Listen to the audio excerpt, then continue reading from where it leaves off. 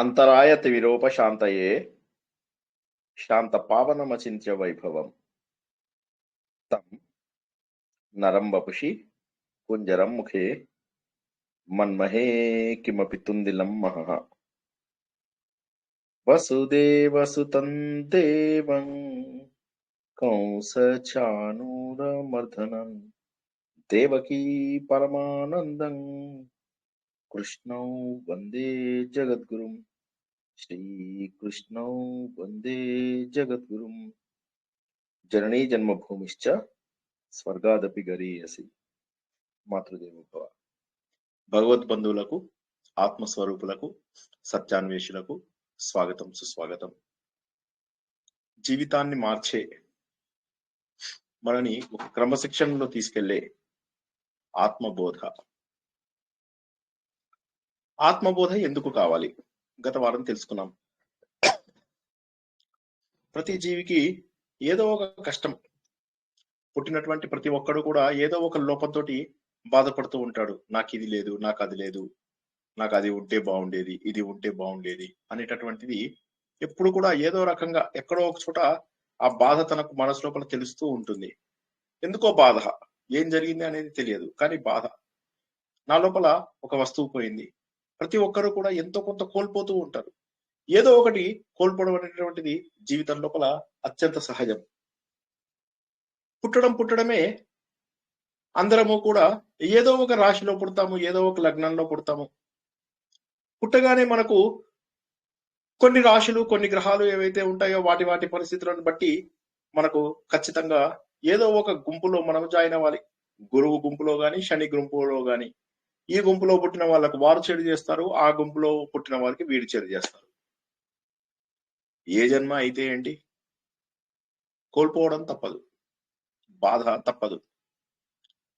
జీవితంలో ప్రతి ఒక్కరూ ఏదో ఒకటి కోల్పోతూ బాధపడుతూ ఉంటారు. నిరంతరము కూడా ఒక రకమైనటువంటి బెంగ. ఎవరిని కదిలించినప్పటికీ కూడా ఒక లావా, ఒక అగ్నిపర్వతం బద్దలైతూ ఉంటుంది. బెంగ. మనం వ్యక్తులను కోల్పోతాము, డబ్బు కోల్పోతాము, సంతోషాన్ని కోల్పోతాము, ఎన్నో రకాలుగా, ఎన్నో విధాలుగా. కొన్నిసార్లు చాలా చిన్న విషయాలకే సంతోషాన్ని కోల్పోతూ ఉంటాం. మనం ఎంతో మందిని చూస్తూ ఉంటాం. వారు అందరూ సంతోషంగా ఉన్నా కూడా వారు బాధగా ఉంటారు. సో ఈ విధంగా ఏదో ఒకటి అందరూ కోల్పోతూనే ఉంటారు జీవితంలో. అయినప్పటికీ కూడా దాన్ని ఎక్కడో పూర్తి చేసుకోవాలని, దాన్ని పూరించుకోవాలనేటటువంటి కోరిక. ఎందుకు వచ్చింది ఆ కోరిక తెలియదు. మళ్ళీ ఆ కోరిక తీరకపోతే మళ్ళీ అది క్రోధంలోకి దిగుతుంది. మళ్ళీ క్రోధంలోకి దిగిన తర్వాత మళ్ళీ మతి భ్రమించడం జరుగుతుంది, పిచ్చెక్కడం జరుగుతుంది. కాబట్టి అన్ని కోరికలు నెరవేరుతాయా? నెరవేరవు. సరే, మనం ఏం చేస్తాము? కోరిక వచ్చింది, ఎందుకని కోరిక అసలు ఎందుకు వస్తుంది? ఏదో ఒకటి లోటు ఉంటేనే కదా. బాగా కడుపు నిండా తినేసిన వాడికి మళ్ళీ కూర్చుని స్నాక్స్ ఇన్ని తినాలి అని అనిపిస్తుందా? అనిపించదు. కాబట్టి ఏంటంటే కోరిక ఉంది అంటే ఏదో లోపం ఉంది, ఏదో లోటు ఉంది అన్నది. ఆ లోటు ఉన్నప్పుడు ఏం చేస్తాం? మనము ఏదో ఒక కోరిక కోరుకోవడానికి ప్రయత్నం చేస్తాము. అయితే ప్రతి కోరిక తీరుతుంది అని లేదు. ఈ ప్రపంచంలో అందరికీ అన్ని కోరికలు తీరిన వాళ్ళు ఎవరైనా ఉన్నారంటే వారు చాలా అదృష్టవంతులు. కాబట్టి అన్ని కోరికలు తీరేటటువంటి అవకాశము మనకు లేదు అని చెప్పి తెలుసుకోవచ్చు. కానీ కోరుకోవడం ఆపుతామా? ఏ సమయంలో అయినా కూడా ఆ సమయానికి తగ్గటువంటి కోరిక మనను బాధ పెడుతూ ఉంటుంది. ఉదాహరణకి బాల్యంలో చిన్న చాక్లెట్ దొరకకపోతే కూడా బాధపడుతూ ఉంటాము, కృషించిపోతూ ఉంటాము. ఇంట్లో తమ్ముడో చెల్లెలో పుడితే వారిని చూసుకుని బాధపడతాము, నాకు అటెన్షన్ దొరకటం లేదు కదా అని. స్కూల్కి వెళ్తాము, స్కూల్ లోపల టీచరు మనల్ని మెచ్చుకోకపోతే బాధ, వేరే వారిని మెచ్చుకుంటే బాధ, మార్కులు వస్తే బాధ, మార్కులు రాకపోతే బాధ.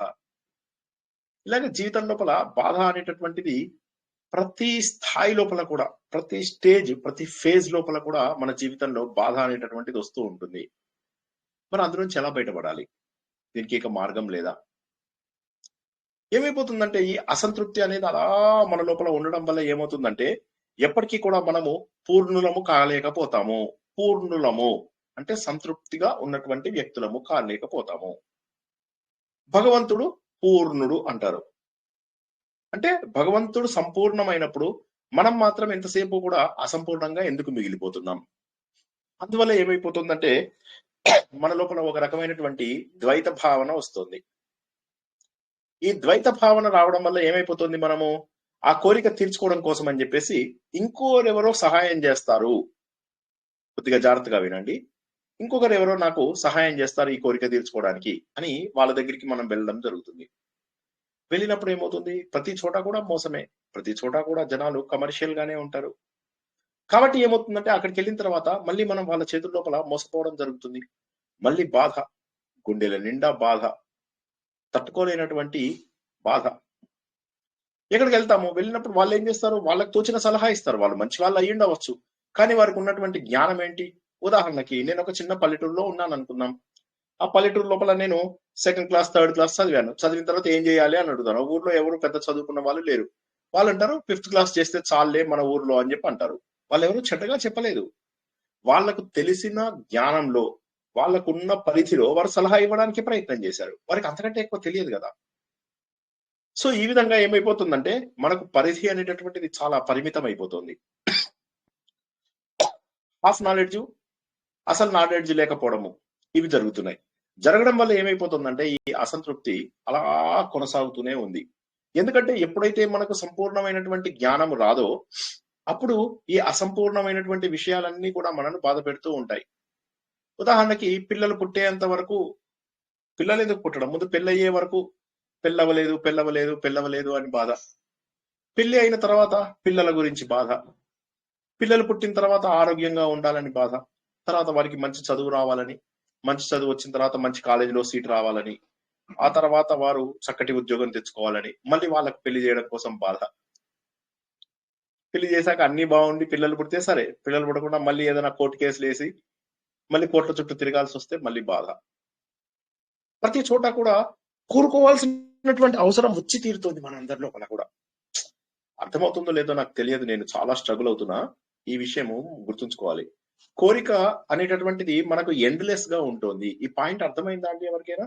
ఏదో కన్ఫ్యూజ్ చేస్తున్నానా? అయింది సార్. మామూలు నేచురల్ గా అందరి జీవితాల్లో అది జరిగేదే కదా ఒక సార్ కోరిక ఇది. అయితేనే ఇంకొక కోరిక వస్తూనే ఉంటాయి, నెవర్ ఎండింగ్ కదా అవి. నార్మల్ గానే ఉంది సార్, అంత ప్రాబ్లం ఏమనిపించదు. ఏమి కన్ఫ్యూజన్ గా ఏం లేదు కదా. సో కాబట్టి ఆ, ఏమవుతుందంటే మరి అసంపూర్ణులుగా మిగిలిపోతున్నామా లేదా? దీనివల్ల చెప్పండి, అసంపూర్ణులుగా మిగిలిపోతున్నామా లేదా? అంటే పూర్తిగా మేము సంతోషంగా ఉన్నాము అని ఎవరన్నా చెప్పగలరా? వీటన్నిటి వల్ల ఏమైపోతుందంటే మనము అసంపూర్తిగా ఉంటున్నాం. అందువల్ల ఏమైపోతుందంటే మనకు సంతోషం ఉండదు. పోనీ ఈ జన్మ కాదు, వచ్చే జన్మలో సంతోషంగా ఉండగలమా? ఎవరైనా ఉండమండి చెప్పండి, వచ్చే జన్మలో మనము ఉండమండి సంతోషంగా ఎందుకంటే ఉండ ఇవి మళ్ళీ మోసుకెడతాం కదా అక్కడికి, ఇట్లా జరుగుతూనే ఉంటుంది, క్యారీ అవుతూ ఉంటుంది. ఇప్పుడే పూర్ణమైన లైఫ్ సంతోషంగా అక్కడ మృదుల గారు, సుమిత్ర గారు, మృదుల గారు, సుమిత్ర గారు, టీవీ మణి గారు, ఒకరి తర్వాత ఒకరు చెప్పండి.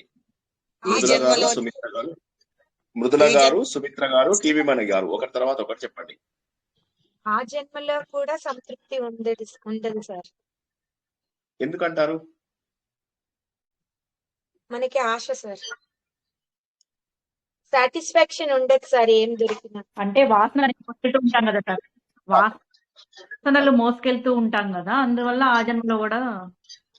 సుమిత్ర గారు చెప్పండి, జవాబు చెప్పండి. ఎన్ని జన్మలు ఎత్తినా కోరికలు మటుకు నశించవు కదండి మానవులకి. టీవీ మణి గారు చెప్పండి, అందరూ తప్పే చెప్తున్నారు. టీవీ మణి గారు చెప్పండి. ఒక కోరిక కోరి ఆ కోరిక తిరగానే ఇంకో కోరిక అలా అవుతుంది. వచ్చే జన్మ గురించి చెప్తున్నా. వచ్చే జన్మలో కూడా ఈ వాసన సంస్కారాలు అనేవి ఉంటాయి కదా సార్, అందువల్ల ఈ వచ్చే కోరికలతో జన్మలో మనం మనుషులమై పుడతామో లేదో కాదు, తెలియదు. ఏ జన్మ తీసుకుంటామో కూడా తెలియదు కదా సార్, ఏ జన్మ తీసుకుంటామో కూడా తెలియదు, ఏ జన్మ తీసుకుంటామో కూడా తెలియదు.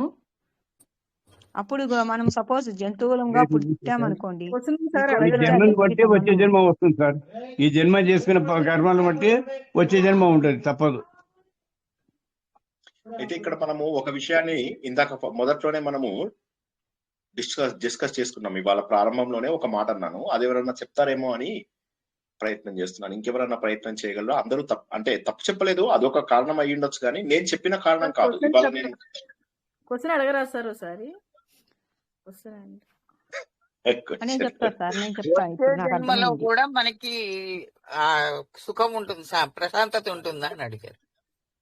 అంటే సంపూర్ణ జ్ఞానం మనకి సార్ లేకపోతే వచ్చే జన్మ మానవ జన్మ ఎత్తాలి కదా సార్, అది కూడా ఉంది కదా. అజ్ఞానం సూర్యశ్రీ గారు కారణంగానే జవాబు కదా చెప్తానన్నారు చెప్పండి. సార్ ఇవన్నీ అజ్ఞానం కారణంగానే ఇవన్నీ. అదే కరెక్టే. సూర్యశ్రీ గారు జవాబు చెప్తామన్నారు, ట్రై చేయండి. క్వశ్చన్ అంటే వచ్చే జన్మలో కూడా వచ్చే జన్మలో అయినా ఆనందంగా ఉంటామని గ్యారంటీ ఉందా? అది గ్యారంటీ అయితే లేదండి. లేదు, గ్యారంటీ లేదు. సరే, గ్యారంటీ ఎందుకు లేదు అని అడిగాను నేను. దానికి క్వశ్చన్ మనకు నాగా అనురాధ గారు, ప్రశాంతత నాగా అనురాధ గారు చెప్పండి. అయితే ఒక్క నిమిషం. నాగా మనలో అజ్ఞానం తొలగనంత వరకు, మనం దేవుణ్ణి తెలుసుకోనంత వరకు మనకి ప్రశాంతత అనేది దొరకదు సార్. ఓకే, నేను ఇప్పుడు ఓకే, నేను మనకు అడిగింది ఒకటి. మనం మనిషి ఆనంద స్వరూపులమని హరిత గారు, తెలియకపోవడం వల్ల కూడా తెలియదు సార్. రైట్, హరిత గారు చెప్పండి. అంటే ఇప్పుడు మనము ఇవన్నీ వింటున్నాం కదా, అసలు ఏది శాశ్వతము ఏది ఆనందం అని తెలిసి మనం ఇప్పుడు సాధన చేయడానికి అడుగులు వేస్తున్నాం కాబట్టి ఎన్ని రోజులు చేస్తామో దాన్ని బట్టి నెక్స్ట్ జన్మలో ఆనందంగా ఉండే ఛాన్స్ ఉంది కదా, ఈ సాధన కంటిన్యూ అవుతుంది కదా అనిపిస్తుంది నాకు. మీరందరూ కూడా ఆత్మజ్ఞానం వైపు వెళ్తున్నారు. నేను ఆత్మజ్ఞానం గురించి అనడం లేదు.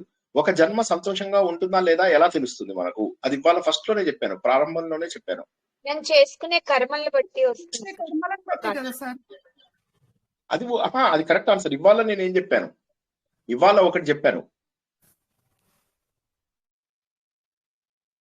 సరే, నేనే చెప్తాను. ఇవాళ ప్రారంభంలో నేను ఏం చెప్పానంటే, మనం పుట్టడంతో ఏదో ఒక గ్రూప్ లో పడిపోతున్నాం. ఏదో ఒక గ్రూప్ లో, ఐదర్ గురువు యొక్క గ్రూప్ లో పడుతున్నాము లేదా శని యొక్క గ్రూప్ లో పడుతున్నాము. పుట్టినటువంటి లగ్నాన్ని బట్టి, పుట్టినటువంటి రాశి నక్షత్రాలను బట్టి మనం ఏదో ఒక గ్రూప్ లోపల పడతాం. ఇది మనం సులభ జ్యోతిష్యంలో కూడా తెలుసుకున్నాం. గురువు గ్రూప్ లో పడ్డట్టయితే జీకేకే, గురువు, కేతువు, కుజుడు వీళ్ళు మనకు మంచి చేస్తారు అనుకున్నాం. లేక శని గ్రూప్ లో పడ్డట్టయితే బిఆర్ఎస్ పార్టీ, బిఆర్ఎస్ఎస్. సో బుధుడు, రాహువు, శుక్రుడు, శని. సో ఇందులో వీడు మంచి చేస్తే వీడు చెడు చేస్తాడు, వీడు మంచి చేస్తే వాడు చెడు చేస్తాడు. కాబట్టి కష్టాలు సుఖాలు అనేటటువంటివి కర్మలు వదిలేయండి, కర్మలతోటే జాతకాలు వస్తాయి. కాబట్టి కర్మలు అనేది కరెక్ట్ ఆన్సరే, వాసనలు అనేది కరెక్ట్ ఆన్సరే. కానీ ఇవాళ చెప్పుకున్నది ఏంటంటే, మనం పుట్టడమే మన జాతకం ఏం చెప్తుంది అంటే, బాబు నువ్వు పుట్టడమే ఏదో ఒక గ్రూప్ లో జాయిన్ అవుతున్నావు. నువ్వు ఈ గ్రూప్ లో జాయిన్ అయితే వాళ్ళ కోపం, ఆ గ్రూప్ లో జాయిన్ అవుతే వీళ్ళ కోపం. కాబట్టి కష్టాలు అనేవి కలకాలం ఉంటాయా? కలకాలం ఉంటాయి. ఎందుకంటే వారిని తప్పించుకుని వెళ్ళడం అనేటటువంటిది అసంభవం. కాబట్టి ఎలాంటి వారికైనా కూడా కష్టాలు రాకుండా ఉంటాయి అని అనుకోవడం అనేటటువంటిది అజ్ఞానం. ప్రతి ఒక్కరికి కూడా కష్టాలు వస్తాయి అనేటటువంటిది శాశ్వతం. కష్టాలు అనేటటువంటివి శాశ్వతం. మనం ఏం చేస్తాము? కష్టాలు వచ్చిన ప్రతిసారి కూడా ఏదో ఒక మార్గంలో దాన్ని సుఖం వెతుక్కోవడానికే ప్రయత్నం చేస్తాము. ఇందులోపల పూజలు, జపాలు, నోములు, తర్వాత ఇంటికి చాలా మందిని పిలిపించి శాంతిలు చేయించిన వాళ్ళు ఎంతమంది అండి? ఎవరైనా చేయించారా? ఇప్పటివరకు అలా చేయించలేదా? ఎవరికైనా డబ్బులు ఇచ్చి శాంతి చేయించడం? మేమైతే చేయించలేదు సార్. చాలా సంవత్సరాల క్రితం చేయించాను sir, way back, maybe 20 years back also. మేము కూడా చేయించాం సార్ శాంతి. పిల్లవాడికి శాంతి వచ్చిందంటే చేయించాం. ఈశ్వరునికి గృహప్రవేశం టైంలో జరిగింది. సో ఈ విధంగా ఏమవుతుందంటే, మనకు కష్టం వచ్చింది అనగానే ఉద్యోగం రావడం లేదు అన్నారు అనుకోండి, మీరు శాంతులు చేయించారా లేదా? ఎవరైనా ఫలానా గుడికి వెళ్ళాలి ఇదని చెప్పేసి అంటే చేయించారా లేదా? సరే పోనీ, మీ పిల్లలకు పెళ్లిళ్ళు కాలేదు అంటే అదేదో ఆలయానికి వెళ్తే పెళ్లి అవుతుంది అని చెప్పేసి అన్నారు కదా, అలా వెళ్ళిన వాళ్ళు ఎంతమంది ఉన్నారు? ఉన్నారు సార్. మన గ్రూప్ లో నేను అంటున్నా. నేను ఉన్నాం సార్, మేము ఉన్నాం. మా ఫ్యామిలీలో జరిగింది సార్ అలాగా. మా ఫ్యామిలీలో అంటే ఈ విధంగా మనం ఏం చేస్తున్నామంటే, ఏదో ఒక దారి ద్వారా మనని మనము సంపూర్ణం చేసుకోవాలి అని చెప్పి ప్రయత్నం చేస్తున్నాం. అయితే ఇక్కడ గుర్తించాల్సినటువంటిది ఏమైతుందంటే, ఇటువంటి సమయాలలో మనకేమవుతుందంటే, ఈ అజ్ఞానం వల్ల ఏమవుతుందంటే, మనము చెడ్డవాళ్ళ చేతుల్లో పడేటటువంటి అవకాశం ఉంది. అయితే మరి ప్రవచనకర్తలు వాళ్ళు వీళ్ళు ఎందుకు చెప్తున్నారు? ఎందుకంటే వాళ్ళు ఎందుకు చెప్పాలి అంటే, ప్రతి ఒక్కరూ కూడా ప్రవచనాలకు వెళ్ళేది ఎందుకు వెళ్తారు అంటే, వాళ్ళకేవో ప్రాబ్లమ్స్ ఉంటాయి, అవి తీర్చుకుంటారా లేదా అని. మేము సులభ జ్యోతిష్యం చెప్తాము అని చెప్పి క్లాస్ స్టార్ట్ చేసినప్పుడు నాకు బోలెడంత మంది జాతకాలు పంపించేశారు. కనీసం ఒక 35-40 మంది పంపించారు. వాళ్ళవి కాకుండా వాళ్ళ ఫ్రెండ్స్వి కూడా పంపించారు. తప్పనడం లేదు. ఏమవుతుందంటే, పరిష్కారం ఏంటో చెప్పండి అని చెప్పేసి. తప్పనడం లేదు నేను, ప్లీజ్ ఏమనుకోవద్దు, తప్పని అనడం లేదు నేను. ఎక్కడో బాధ, ఎక్కడో తట్టుకోలేనటువంటి ఇది, ఎవరో వచ్చి నన్ను సహాయం చేస్తారు, ఎవరో వచ్చి నన్ను ఉద్ధరిస్తాడు అనేటటువంటి భావన. ఆ భావనతో ఏమవుతుంది, మనం కొద్దిగా తెలిసిన వాడు ఎవడన్నా ఉన్నాడు అంటే వాడి గురించి వెళ్తాం. ఎవడో ఒక పాపులర్ ప్రవచనకర్త, ఓకే, కొంతమంది డబ్బులు తీసుకుని, కొంతమంది పేరు కోసము, కొంతమంది గుర్తింపు కోసము, కొంతమంది గవర్నమెంట్ దగ్గర పొజిషన్స్ కోసము, కొంతమంది ఆన్లైన్ లో ఇన్కమ్ కోసము, రకరకాలుగా మనకు ప్రవచనకర్తలు వస్తున్నారు. వాళ్ళకు తెలుసా తెలియదా కూడా మనకు తెలియదు. కొంతమందికి బహుశా సబ్జెక్ట్ తెలిసి ఉంటుంది. ఇప్పుడు మీరు చూసినట్టయితే మంచి ప్రవచనకర్తల లోపల మీకు షణ్ముఖ శర్మ గారు లాంటి వాడిని తీసుకోవచ్చు. సో అలాగా కొంతమంది మంచి ప్రవచనకర్తలు ఉన్నారు. అయితే వారు కూడా డబ్బు తీసుకోరు అని గ్యారంటీ లేదు. దురదృష్టం ఏంటంటే ఎటువై నుంచి ఎటు వెళ్ళినా కూడా మళ్ళీ ultimately leads to the money అనేటటువంటిది ఏదైతే ఉన్నదో అది అల్టిమేట్ గా మనకి ఏమవుతుందంటే, ఎక్కడైతే డబ్బు తోటి ముడిపడి ఉంటుందో అక్కడ మనకు శాశ్వతమైనటువంటి ఆనందం రాదు. ఎవరు పూజించారు వాళ్ళు మీకు రుద్రాక్షలు ఇస్తారు అనగానే దబదబా వెళ్ళిపోయి వాళ్ళ పాదాల మీద పడిపోతాం, వాళ్ళు రుద్రాక్షలు ఇస్తారు. వాళ్ళకి సిద్ధులు ఉన్నాయా లేదా కూడా తెలుసుకోము. బహుశా సిద్ధులు ఉన్న వాళ్ళు ఇవ్వవచ్చేమో. ఇప్పుడు ఫర్ ఎగ్జాంపుల్ మీరు నాగ సాధువులు వాళ్ళు వీళ్ళు ఉంటారు, వాళ్ళకి కొన్ని శక్తులు ఉంటాయి. డెఫినెట్ గా వాళ్ళకి ఆ సాధన చేసిన వాళ్ళు అయి ఉంటారు, వారికి కొన్ని శక్తులు ఉంటాయి. సో ఆ శక్తుల వల్ల ఏమవుతుందంటే వారి దగ్గర మీరు కొంతవరకు ఉపశమనం పొందేటటువంటి అవకాశం ఉంది. కానీ ప్రతి గల్లీకి ఉండేటటువంటి ఇంటి దగ్గర బ్రాహ్మణుడు ఉంటాడు, పాపం ఆయన ఏదో చిన్నగా స్మార్థం ఏదో నేర్చుకుని ఉంటాడు. ఆ స్మార్థంలో కూడా జస్ట్ చిన్న చిన్న అష్టోత్తరాలు, హారతి ఇలాంటివి చిన్న చిన్నవి నేర్చుకుని ఉంటాడు. ఆయన దగ్గరికి వెళ్ళి అడుగుతారు, ఇలా ప్రాబ్లం ఉందండి అంటే ఆయన ఏమంటాడు, ఇప్పుడు శ్రీనివాస్ దగ్గరికి వచ్చి మీరు అడుగుతారు, నేనంటాను అది ప్రారంభం కదండి, మీరు అనుభవించండి, ప్రశాంతంగా ఉండండి, మీ వైపు నుంచి చక్కటి ప్రయత్నం చేయండి అని శ్రీనివాస్ చెప్తాడు. చెప్పిన తర్వాత మీరేం చేస్తారు, ఇంటి పక్కన బ్రాహ్మణ్ని అడుగుతారు. అడిగినప్పుడు ఏమవుతుంది, బ్రాహ్మణ్ అంటాడు, అలా కాదమ్మా, మన శాస్త్రాలలో ఉంది, ఈ ఫలానా పురాణంలో కూడా ఉంది, అన్ని కోరికలు తీరిపోతాయని. ఇగో లలిత సహస్రనామం చేస్తే మీకు పెళ్లి కాని వాళ్ళకి పెళ్లి అవుతుంది, పెళ్ళైన వాడికి ఇంకో పెళ్లి అవుతుంది, ఇంకో పెళ్లి అయ్యాక మళ్ళీ చదివితే మళ్ళీ పెళ్లి అవుతుంది. అట్లా మీరు తురకాలలాగా ఎన్ని పెళ్లిళ్ళైనా చేసుకోవచ్చు అని చెప్తాడు వాడు. ఆయన మంచి వాళ్ళు కూడా ఉంటారు, అందులో ఏం చెడ్డవాళ్ళు ఉంటారు. పాపం వాళ్ళు మన ఇంటికి ఉపకారం చేద్దాం అనుకున్న వాళ్ళు కూడా కొంతమంది ఉంటారు. వాళ్ళు కూడా ఏం చేస్తారంటే వాళ్ళకు తోచినటువంటి వాళ్ళ పరిధిలో ఉన్న సలహా మనకి ఇస్తారు. ఎక్కువ మంది చెడ్డ సలహాలు డబ్బు కోసమే ఇస్తారు. పాపం నిజంగా ఎవరైనా మంచి వాళ్ళు ఉండి డబ్బు కోసం కాకుండా మన శ్రేయోభిలాషులై ఉన్నప్పటికీ కూడా వారు మనకి ఇచ్చేటటువంటి సలహా ఏదైతే ఉంటుందో వారికి ఉన్నటువంటి పరిమిత జ్ఞానం, ప్లీజ్ ఇక్కడ అర్థం చేసుకోండి. ఆత్మజ్ఞానము తర్వాత ఎంత బ్యూటిఫుల్ గా ఉంటుందో అన్ని అర్థమవుతాయి, కానీ ముందు స్టెప్పులు మనకు అర్థం కావాలి. సో పరిమితమైనటువంటి జ్ఞానం వల్ల ఏమైపోతుందంటే వాళ్ళకి తోచిన సలహా ఇస్తారు. ఈ ఫలానా రోజు నాడు మీరు ఈ పూజ చేస్తే చాలా మంచిది, ఫలానా రోజు నాడు మీరు లలిత సహస్రనామం చదివితే మంచిది, ఫలానా రోజు నాడు మీరు కుంకుమ పూజ చేస్తే మంచిది, ఫలానా రోజు నాడు పసుపు పూజ చేస్తే మంచిది, ఫలానా రోజు నాడు అభిషేకం చేస్తే మంచిది, ఈ ఆలయంకి వెళ్ళి తాయెత్తు కట్టించుకుంటే మంచిది. ఓకే, ఇలాగ నేనేం చేశానంటే అష్టధాతు ఉంగరాలు కూడా తీసుకొచ్చాను. ఇందులో అందరికీ ఆ స్టోరీ ఒక 20 సార్లు చెప్పాను, నాకు చాలా ఇష్టం కాబట్టి ఆ స్టోరీ ఇంకొకసారి చెప్తాను, ఏమనుకోకండి. నేను ఋషికేశ్ నుంచి అష్టధాతు ఉంగరాలు తీసుకొచ్చాను అనమాట. ఈ అష్టధాతు ఉంగరాలు హిమాలయాల్లో ఉన్నటువంటి వాటితో తయారు చేస్తారు. నమ్మకం ఏంటంటే అది పెట్టుకున్న 3 రోజుల్లో మన కోరిక తీరుతుంది, లేదా 11 అందులో కొద్దిగా తక్కువ స్థాయిది అయితే అంటే 300 రూపీస్ అయితే 3 రోజుల్లో తీరుతుంది, 150 రూపీస్ అయితే 11 days పెట్టుకోవాలి ఉంగరం. సరే నేనేం చేశానంటే జనాలు పోరు పడితే సరే తీసుకొచ్చేవాడిని. ఎప్పుడు నువ్వు నాకేం తెచ్చావు ఋషికేశ్ నుంచి అంటారు కదా తెలిసిన వాళ్ళు, అందరికీ ఉంగరాలు తీసుకొచ్చేవాడిని. తీసుకొస్తే అందులో కొంతమందికి కోరికలు తీరిన వాళ్ళు ఫోన్ చేసి మాకు ఉద్యోగం వెతుకుతున్నాం, ఉద్యోగం వచ్చింది అష్టధాతు ఉంగరం వల్ల అన్న వాళ్ళు కొంతమంది. సో తర్వాత కొంతమంది ఏమో పెళ్లి కాలేదు కానీ పెళ్ళయింది అని అన్న వాళ్ళు కొంతమంది, డైవోర్స్ కావాలనుకున్న వాళ్ళు అబ్బా ఎంత హ్యాపీగా డైవోర్స్ అయిందో అని చెప్పేసి అనుకున్న వాళ్ళు కొంతమంది, పిల్లలు పుట్టలేదు అన్న వాళ్ళు సడన్ గా పిల్లలు పుట్టేశారు అని చెప్పేసి అన్న వాళ్ళు ఎంతమందో.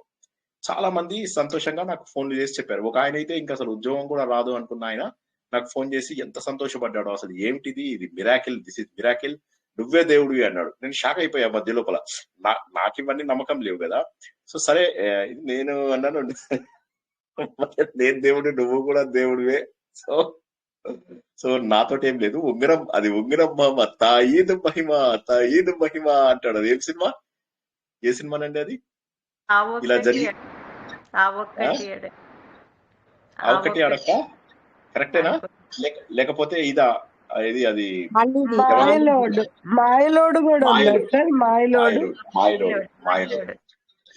Very good very good, thank you very much. మీరు అలా సినిమాలు చూస్తూ హ్యాపీగా ఉండండి, ఏమి మీరు బెంగపడద్దు, చక్కగా చూస్తుండండి, మంచిగా హ్యాపీగా ఉండండి. చక్కగా అదేది పడి పడి లేచే మనసు, తర్వాత ఈ మధ్య ఒక మంచి సినిమా చూశాను, అది నాని తర్వాత సవంతది, చాలా బ్యూటిఫుల్ మనసు.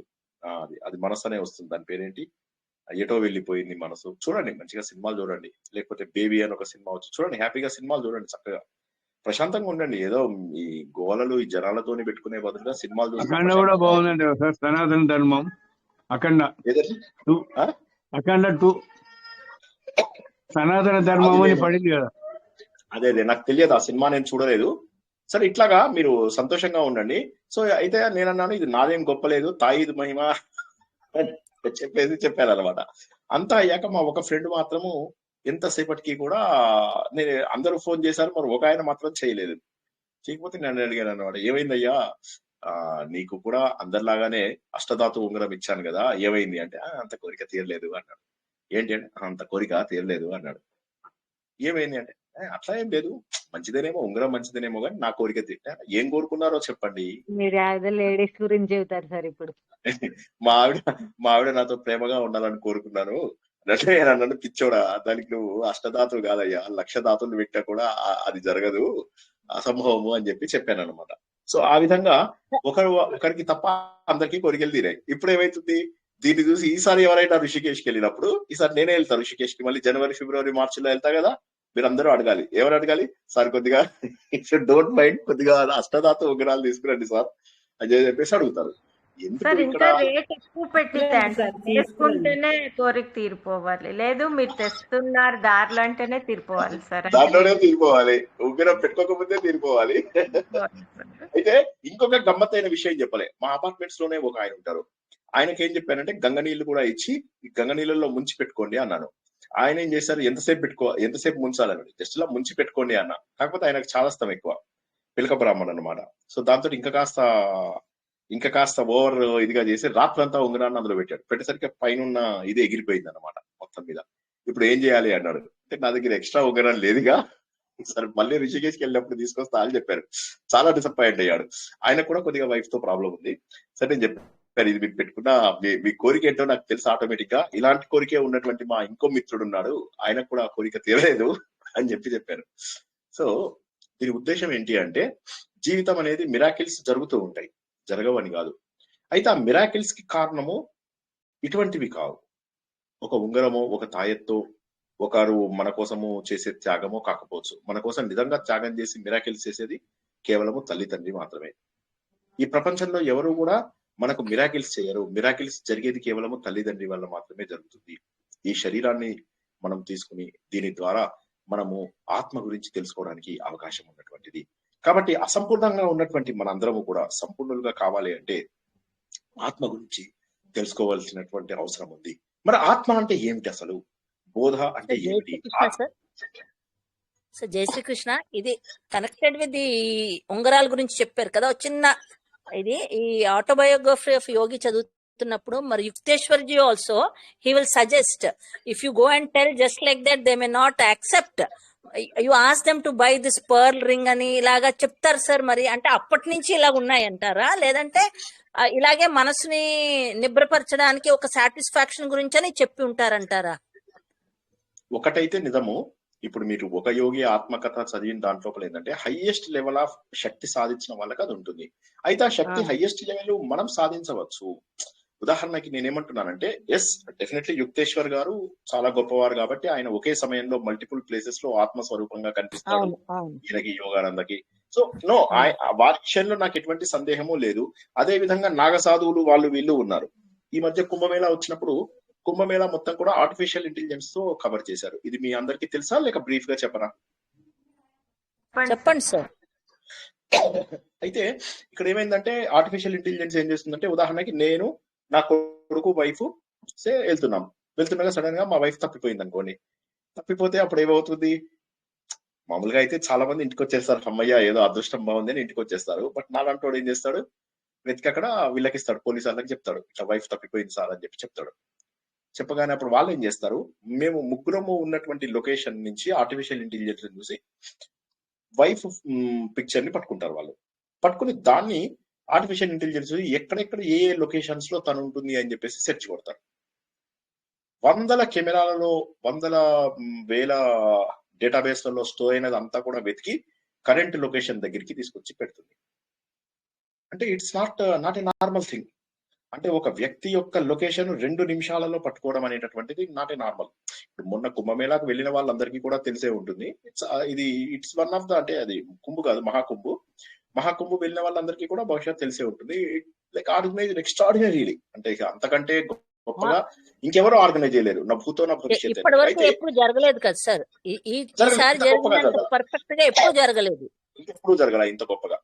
సో ఇంత గొప్పగా అసలు ఎలాంటి డేస్ లోపల కూడా అక్కడ మీకు సరైనటువంటి స్నానాలు, సరైనటువంటి అరేంజ్మెంట్, ఆల్ అంటే I mean all real required was your energy. అవసరమైతే ఇటు క్లోజ్ చేసేటట్టు గేట్ ఉంటే ఇంకో దగ్గర నుంచి వెళ్లాల్సి వచ్చేది. But anyway, coming back to మన ఈ సమయంలో కూడా నాగసాధువులు ఎక్కడి నుంచి వచ్చారు, ఎక్కడికి వెళ్తున్నారు అనేటటువంటిది తెలుసుకోలేకపోయారు వాళ్ళు ఆర్టిఫిషియల్ ఇంటెలిజెన్స్ ద్వారా. సో కాబట్టి ప్రకృతి లోపల కొన్ని శక్తులు ఉంటాయా? ఖచ్చితంగా ఉంటాయి. అవి ఎందుకు వస్తాయి, ఎలా వస్తాయి అనేటటువంటిది తెలియదు. అది ఏమిటి అనేది కూడా మనకు తెలియదు. వాళ్ళు మనల్ని ఎలా గుర్తుపడతారు అనేది కూడా తెలియదు. నాకు ఒక అనుభవం జరిగింది, అది నేను ఇంతకు ముందు చెప్పలేదు. ఇప్పుడు జస్ట్ సబ్జెక్ట్ ఇది టాపిక్ వచ్చింది కాబట్టి చెప్తున్నాను. ఇటువంటిది చాలా మందికి కూడా జరిగిందిట. మేము నాగసాధువుల అఖాడాలోకి అక్కడికి వెళ్తున్నాం. ఒక అఖాడా లోపల వాళ్ళు జస్ట్ వెయిట్ చేస్తున్నారు. నేను రాగానే ఇంత టైం పట్టిందా హైదరాబాద్ నుంచి రావడానికి అని చెప్పేసి అడిగారు అనమాట. నేను షాక్ అయ్యా. వాళ్ళు అన్నారు అనమాట, శ్రీనివాస్ అయినా అంటే అవును అంటే, దాదా ఇది స్టార్ట్ చేసిన తర్వాత మా ప్రోగ్రామ్ కంటిన్యూ అవుతుంది, అది స్టార్ట్ చేసి అందులో వెయ్యి అని ఏదో ఇచ్చి నాకు అందులో వేయమన్నారు అగ్నిగుండంలో. అది వేసిన తర్వాత అప్పుడు ఆయన అన్నాడు, ఆయన కాళ్ళు నా ఒళ్ళో పెట్టారు అనమాట.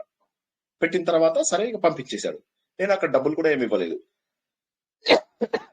నాకు ఒకటే అర్థం కాదు ఏంటంటే, నా పేరు హైదరాబాద్ నుంచి వచ్చానని ఎట్లా తెలుసు వాళ్ళకి? అంటే నాగసాధువులకు ఇలాంటివి తెలుస్తాయి. ఆ తర్వాత మళ్ళీ నేను చూశాను, ఇలాంటి ఇన్సిడెంట్స్ ఒక 10-15 మందికి నాకు తెలిసిన వాళ్ళకే అయ్యాయి. సో నథింగ్, అంటే నువ్వు గ్రేట్ అవ్వాల్సిన అవసరం లేదు. It shows about them, they are great people అని చెప్పడానికి. ఇది నా గురించి కాదు, ఇది నా గురించి చెప్పడం లేదు, నేను వాళ్ళ గురించి. కాదు సార్, మిమ్మల్ని ప్రత్యేకంగా అడగడానికి మీకు వాళ్ళకి ఏదైనా ఏ జన్మదన్నా కనెక్షన్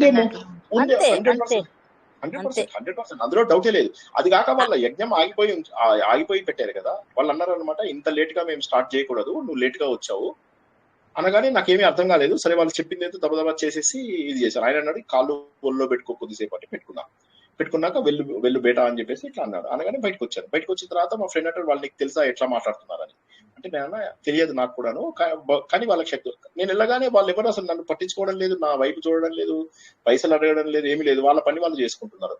ఇలాంటి అనుభవాలే చాలా మందికి అయ్యాయి. ఇక్కడ మనం గ్రేట్ అవ్వాల్సిన అవసరం లేదు, వాళ్ళు గ్రేట్ పీపుల్. వాళ్ళు చాలా జెన్యూన్ అంటారు కదా sir, they very genuine people. ఉంటారు. దర్శనమే చాలా గ్రేట్, వాళ్ళని దర్శించుకోవడమే చాలా గ్రేట్.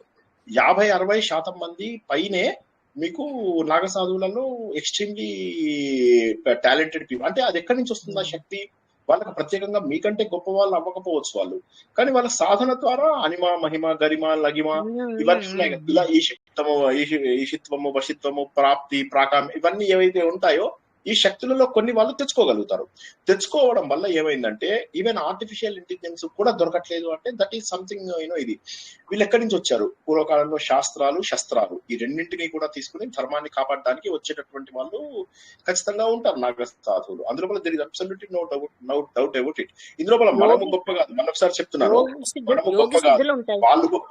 ఇప్పుడు మళ్ళీ కమింగ్ బ్యాక్ టు మీరు అడిగిన ప్రశ్నకు జవాబు ఏంటంటే, అలాంటి వాళ్ళు ఉంటారంటే ఉంటారు. ఇప్పుడు నాకు జరిగిన అనుభవాలు నాకు తెలిసిన వాళ్ళలోనే 10 మందికి జరిగాయి అంటే, అలాగే ఎంతమందికి అటువంటి అనుభవాలు జరిగి ఉంటాయో సిమిలర్ ఇన్సిడెంట్స్.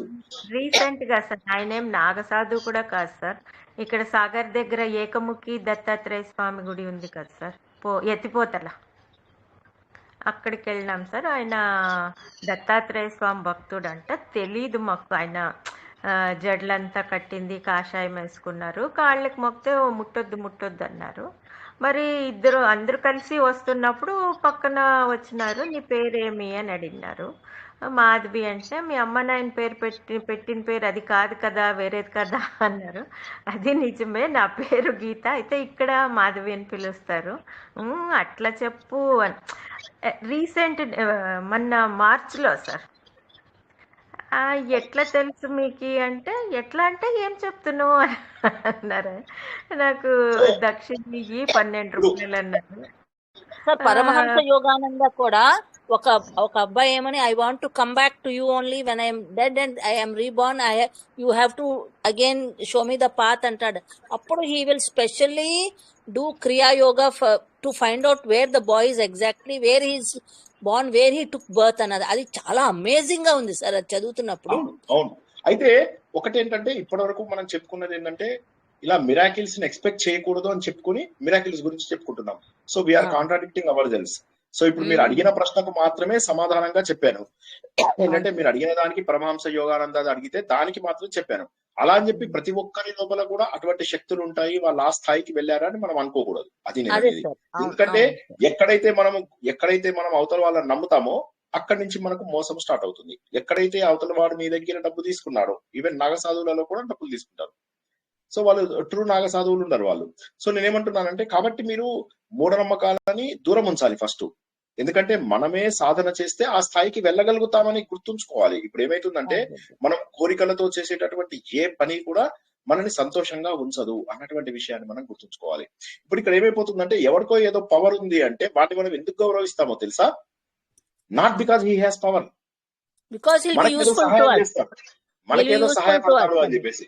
సో ఇక్కడ దురదృష్టం ఏమైపోతుందంటే ఈ జీవితంలో ఉన్నటువంటి అల్పమైన కోరికల కోసము ఎవరో చెప్పిన మహత్తులని వీటికి వాటికి మనం నమ్మకూడదు. ఇప్పుడు ఇది నేను ఇంతకు ముందు కూడా చెప్పకపోవడానికి కారణం ఏంటంటే మళ్ళా మీరు మూఢనమ్మకాల్లోకి వెళ్తారు. అలాంటి శక్తులు ఉన్న వాళ్ళు ఉంటారా? 100% ఉంటారు. కానీ అలాంటి వాళ్ళు మనకు అన్ని చోట్ల దొరుకుతారా? దొరకరు. ఎవరో చెప్తాడు నేను గురువునండి చెబుతున్నాను చెయ్యండి అంటాడు, అని చచ్చినట్టు చేస్తారు మీరు భయపడిపోయి. అది కాక 10 మందికి చెప్తే ఓకే, 10 మందికి చెప్తే అందులో 2-3కి కరెక్ట్ అయ్యే అవకాశం ఉంది. మీరు చెప్పినా కరెక్ట్ అవుతుంది. ఇప్పుడు కొంతమంది ఏమంటారంటే మీరు కోరిక కోరుకోండి, స్వామీజీ మీకు 5,000 కట్టండి, కోరిక తీరితే ఇంకొక 5,000 కట్టండి, కోరిక తీరకపోతే మీ 5,000 మీకు రిటర్న్ ఇస్తారని చెప్పి చెప్తాడు. చెప్తే వాడికి చెప్తాడు కోరిక తీరుతుంది తీరదు రెండే. అలా ఒక 10 మంది వస్తారు. 10 మంది వస్తే అందులో 4గురికి కోరికలు తీరాయనుకోండి, 4గురికి కోరికలు తీరాయనుకోండి, కాకతాళీయం అది. ఆ 4 ఏం చేస్తారు? 40,000 ఇస్తారు. జరగని 6 ఏమవుతుంది? 6-5లో 30,000 వాపస్ తీసుకుని వెళ్ళిపోతారు. కొంతమంది రారు కూడా, పోన్లే మన కర్మింతే అని వదిలేస్తారు. నా కర్మింతేలే, పెళ్ళైనప్పటి నుంచి ప్రతిదీ లాసే, దీనికి బుద్ధి లేదు, అనవసరంగా పెళ్లి చేసుకున్నాను, పోతే పోయినాయి 5,000, పోతే పోయింది, నాకు జీవితమే పోయాక 5,000 లెక్క అని అది కూడా వదిలేసిన వాళ్ళు ఉంటారు. సో కాబట్టి ఏంటంటే దయచేసి ఎవరంటారు సార్? మగవాళ్ళ ఆడవాళ్ళ? ఆడవాళ్ళు అంటారా? ఎవరి కర్మ కాలితే వాళ్ళు అంటారు. సో నేను మగవాడిని కాబట్టి మగవాళ్ళ యాంగిల్లో చెప్పాను. సో ఇక్కడ ఏమవుతుందంటే మనకు అల్టిమేట్ గా మన మూఢనమ్మకం అనేటటువంటిది మనల్ని ఎప్పుడూ ఓడిస్తుంది. ఆత్మబోధనలో తెలుసుకునేది ఏంటంటే కాబట్టి మనం ఏమైతుందంటే మనము జీవితంలో కోల్పోయిన ప్రతిసారి కూడా మనం ఏదో ఒక ఆసరా చూసుకుంటాము. ఆ ఆసరా చూసుకున్నటువంటి ప్రతిసారి కూడా ఏమవుతుందంటే మనకు ఎవరో ఒకడు మనని మోసం చేసేటటువంటి అవకాశం ఉంది. అది మనకు మూఢనమ్మకంలో దిగుతుంది. ఆ మూఢనమ్మకంలో వచ్చినప్పుడు మనం ఏం చేస్తాం? ఈసారి అదే అయితే బాగుండు అని చెప్పి అనుకుంటాం. కొన్ని ప్యాటర్న్స్ చూసి. అయితే ఇలాంటి వాటన్నిటికీ కూడా రోగం ఏంటి అంటే మనలో ఉన్నటువంటి అజ్ఞానం. ఇప్పుడు ఇక్కడ మనం తెలిసిపోయింది. మళ్ళీ ఆత్మబోధలోకి ఎందుకు వచ్చాము అంటే అజ్ఞానము అనే దాని గురించి. అంటే ఇవన్నీ తర్వాత శ్లోకాలలో తెలిసేవే మనకు. కాకపోతే ముందే ఎందుకు చెప్తున్నాను అంటే ఈ ఉపోద్ఘాతం మీకు ఎంత గట్టిగా ముద్ర పడితే కోరికలు అంతగా నశించిపోవాలి అనేటటువంటిది. నమ్మకండి, ఎవరిని నమ్మకండి, నన్ను కూడా నమ్మకండి. శక్తులు ఉండవు అంతే, ఇదే గుర్తుంచుకోండి. శక్తి అనేది ఏదైనా ఉంటే మీ లోపలే వస్తుంది, బయట వాళ్ళని నమ్మకండి. శ్రీనివాసం కూడా నమ్మవద్దు. బయట ఎవరికో కాళ్ళు పట్టుకుంటే ఎవడో ఏదో తీరుస్తాడు, నాకు పిల్లలు పట్టలేదు, ప్రారంధాన్ని తప్పించలేం కదా సార్? ప్రారంధాన్ని తప్పించలేము. అదే కదా, అది అందరూ అనుకోరు కదా. అది ఇప్పుడు మీకు కష్టం వచ్చినప్పుడు అలా అనుకోగలరా? కష్టం వచ్చినప్పుడు ప్రారంధం కదా అని వదిలేస్తారా? వదిలేరు. ఏం చేస్తారు? కష్టం వచ్చినప్పుడు ఎవడో చెప్తాడు ఈ ఫలానా టెంపుల్కి వెళ్ళు అని, నేను చెబుతున్నాను, ఇలా చేతులు ఉడుకుంటూ కళ్ళు ఇలా మిడిగుట్టు పెట్టుకొని చూస్తూ ఉంటారు కొంతమంది రాక్షసులు. వాళ్ళ ఏమైపోతుంది? జనాలు మూఢనమ్మకాల్లోకి వెళ్ళిపోతారు. విపరీతమైనంత మూఢనమ్మకాలు. ఒక ఆయన ఆన్లైన్ లో చేస్తుంటాడు. ఆయన ఆన్లైన్ లో ఎంత చెప్తారంటే ఇది చదివారంటే అయిపోయినట్టే, మీరు ఇది చెయ్యండి అయిపోయినట్టే అంటాడు. వాడు తెలివైన వాడు. ఇప్పుడు ఏమైందంటే ఇందులో మోసపోయేది ఎవరంటే తెలివి తక్కువ వాళ్ళు మోసపోతారు. వాడు అంటాడు ఇది చదివితే మీ ఇంట్లో లక్ష్మీ వర్షం కురుస్తుంది అంటారు. దెబ్బకి చదువుతాం, అది లక్ష్మీ వర్షం కాదు, దరిద్ర వర్షం కురుస్తుంది. సో ఇవన్నీ ఏమైపోతుందంటే వాళ్ళు అంటారు లేదు మేము జనాలని భక్తి మార్గంకి తీసుకెళ్తున్నామని చెప్తారు. భక్తి మార్గానికి తీసుకెళ్లడం లేదు, కోరికల మార్గంలోకి తీసుకెళ్తున్నారు. భక్తి మార్గం అంటే అన్నమయ్య, రామదాసు, పోతన, ఇది భక్తి మార్గం. మీరాబాయి, సూరదాసు ఏమన్నాడు? ప్రభు మేరే అవగన చితనా ధరో సముదర్శి ప్రభు నాము తిహారో చాహో తో పారు కరో ప్రభు మేరే అవగన చితనా ధరో. నాలో అవగుణాలు లెక్క పెట్టకో భగవంతుడా, వీలైతే నువ్వు సమదర్శివి, నన్ను వీటన్నింటి నుంచి దాటించు. ఇది భక్తి అంటే. భక్తి అంటే నువ్వు చేసే పూజలకి, నువ్వు చేసే ఈ అడ్డమైన పారాయణలకు, అడ్డగోలు పనులకు ఈ దేవుడు వచ్చేసి ప్రత్యక్షమైపోయి భక్తా లే అని అంటాడా? మీ పిల్లలను కూడా మీరు ఇష్టపడే దానికంటే ఎక్కువ ఇష్టపడితే దేవుణ్ణి, అప్పుడు అందరం సినిమాలు చూస్తాం బానే, ఆ సినిమా లోపల వాడి కొడుకు చచ్చిపోతే అప్పుడు వాడి భార్య ఏడుస్తూ ఉంటుంది, సౌందర్య. అప్పుడు అర్జున్ ఏమంటాడు? వెళ్ళి ఎవరింట్లో అయినా వెళ్ళి ఆ నువ్వులు తీసుకురా ఏవో అంటాడు, కానీ వాళ్ళ ఇంట్లో మరణం లేనటువంటి ఇంట్లోంచి తీసుకురా అంటాడు. సో ఆబ్వియస్లీ అందరి ఇళ్లలో మరణం ఉంటుంది కాబట్టి తీసుకురాలేదు. సో మంజునాథ అండి, రైట్, వెరీ గుడ్. కాబట్టి కరెక్ట్. కాబట్టి ఏమవుతుంది ఇక్కడ మనం గుర్తించాల్సింది, మరి తను చిన్న పిల్లవాడు చనిపోయినా, గౌతమ బుద్ధ కూడా ఒక శిష్యుడికి చెప్తాడు కదా sir, same story. Same story, ఇదే స్టోరీ. కానీ నేనేమంటున్నానంటే ఇక్కడ మనం గుర్తించాల్సింది ఏంటి, ఆ స్థాయికి మనం చేరుకుంటే భక్తులం ఎట్లా అంటాం? నువ్వు భక్తుడు ఎట్లా అవుతావు? దేవుడు భక్త సులభుడు, నువ్వు భక్తుడువా? ఏ తప్పు చేయకుండా అర్జునుడు భగవంతుని ఏమన్నాడు? దేవుడా, నేను చేసినటువంటి తప్పులన్నిటికీ క్షమించు. ఒక తండ్రి ఒక కొడుకుని క్షమించినట్టుగా, ఒక భర్త ఒక భార్యని క్షమించినట్టుగా, ఒక మిత్రుడు మరొక మిత్రుడిని క్షమించినట్టుగా నువ్వు నన్ను క్షమించు. చెయ్యని తప్పుకి భగవంతుడి దగ్గర క్షమాపణను కోరుకున్నాడు అర్జునుడు. నేను అందుకే అంటాను, మనది అంటాడు కదా, మాది ఒక బతికేనా సందులలో పందుల. ఒకసారి ఆలోచించాలి మనం. ఇదంతా ఆలోచన లేనిదే ఆత్మబోధ అర్థం కాదు. ఆత్మబోధ ఎవరి కోసము? ఎవరైతే తపస్సు ద్వారా వాళ్ళ పాపాలన్నింటినీ నాశనం చేసుకుని పరిశుద్ధమైనటువంటి శాంతితోని ఆత్మతోటి ఉండగలుగుతారో వారికి మాత్రమే ఇది. ఆ స్థాయికి మనం చేరుకోవాలి అన్నటువంటిది ఆయన చెప్తున్నాడు. కానీ అంతేగాని మనం ఇలా కోరికలలో ఉంటూ పిచ్చి నవ్వులు, పిచ్చి గోలలు, పిచ్చి పనులు చేస్తూ ఉన్నంత వరకు ఆత్మబోధ రాదు. అండ్ ఇంకోటి ఏమైతుందంటే దీనివల్ల మీకు టైం వేస్ట్ కూడాను.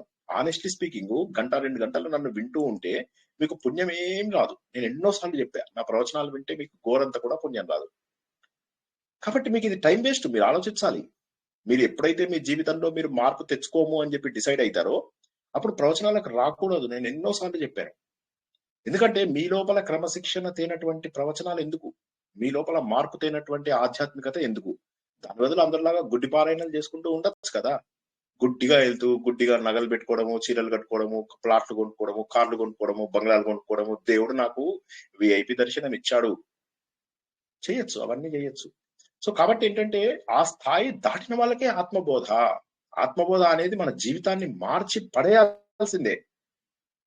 సరైనటువంటి వైరాగ్యం రావాలి.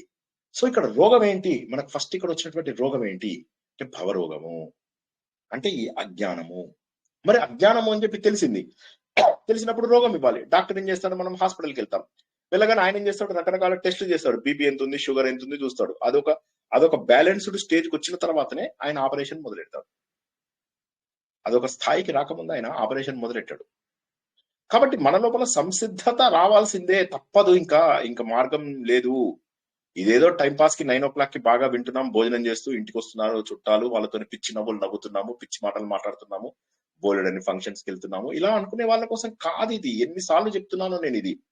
అలాంటి వాళ్ళ కోసం కావు మన ప్రవచనాలు అన్ని కూడా తత్వబోధకు సంబంధించినవే. జీవితాన్ని శాశ్వతంగా మార్చుకుందాము అనుకున్న వాళ్ళ కోసమే. సో మందులు ఇవ్వాలి అంటే ముందు మన లోపల సంసిద్ధత రావాలి. ఆ సంసిద్ధతను తెచ్చేదే ఆత్మబోధ. కానీ ఆత్మబోధ రావాలి అంటే ముందు మన లోపల మార్పు రావాలి. మన లోపల తయారీ కనుక లేనిదే ఎలా వస్తాయి ఇవన్నీ కూడా? ఏ విధంగానైతే మన కడుపు ఫుల్గా ఉంది, తింటే విషం అయిపోతుంది, అన్నం కూడా విషం అవుతుంది.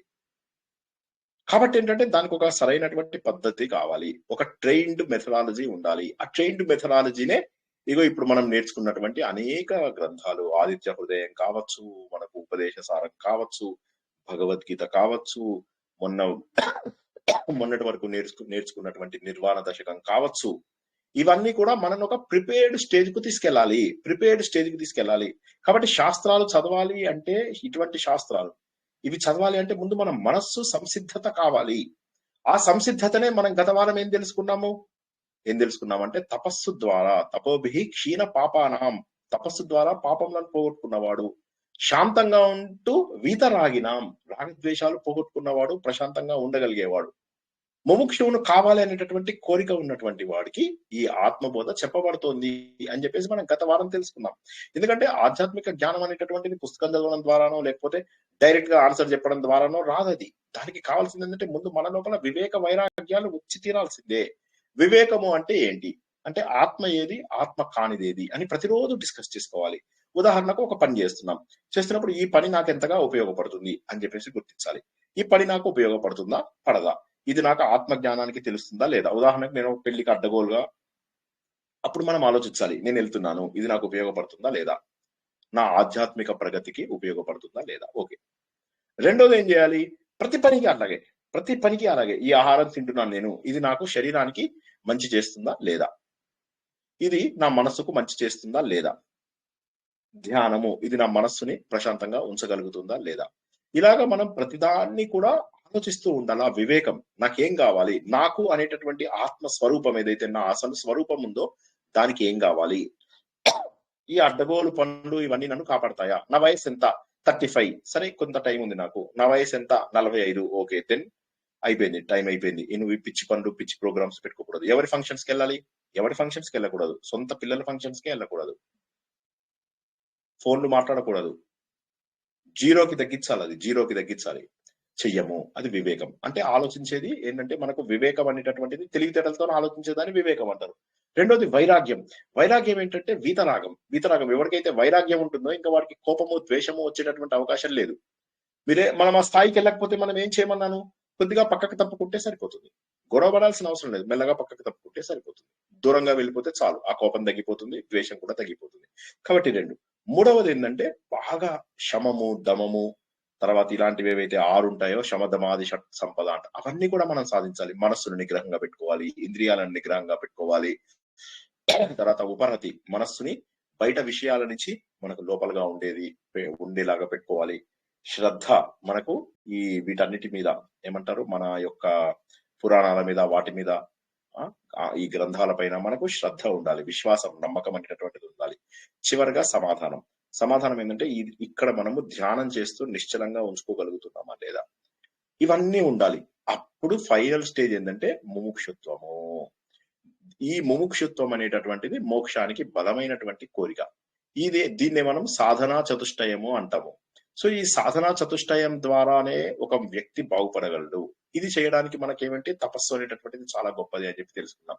అంటే ఒక వ్యక్తి ఎవడైతే ఇది సాధించాలనుకుంటాడో ఆ వ్యక్తి మొట్టమొదటిగా చేయాల్సింది ఏంటి, ఇంద్రియాల నిగ్రహం చేసుకోవాలి, మనకి శాస్త్రాలంటే శ్రద్ధగా ఉండాలి, ఆత్మ ఏది, ఆత్మ కాందేదో తెలుసుకోవాలి, వైరాగ్య భావన రావాలి, మోక్షం అంటే చాలా ఇష్టమైనటువంటి వ్యక్తి కావాలి. అటువంటి వారికి మాత్రం ఇది చాలా బాగా అర్థమవుతుంది.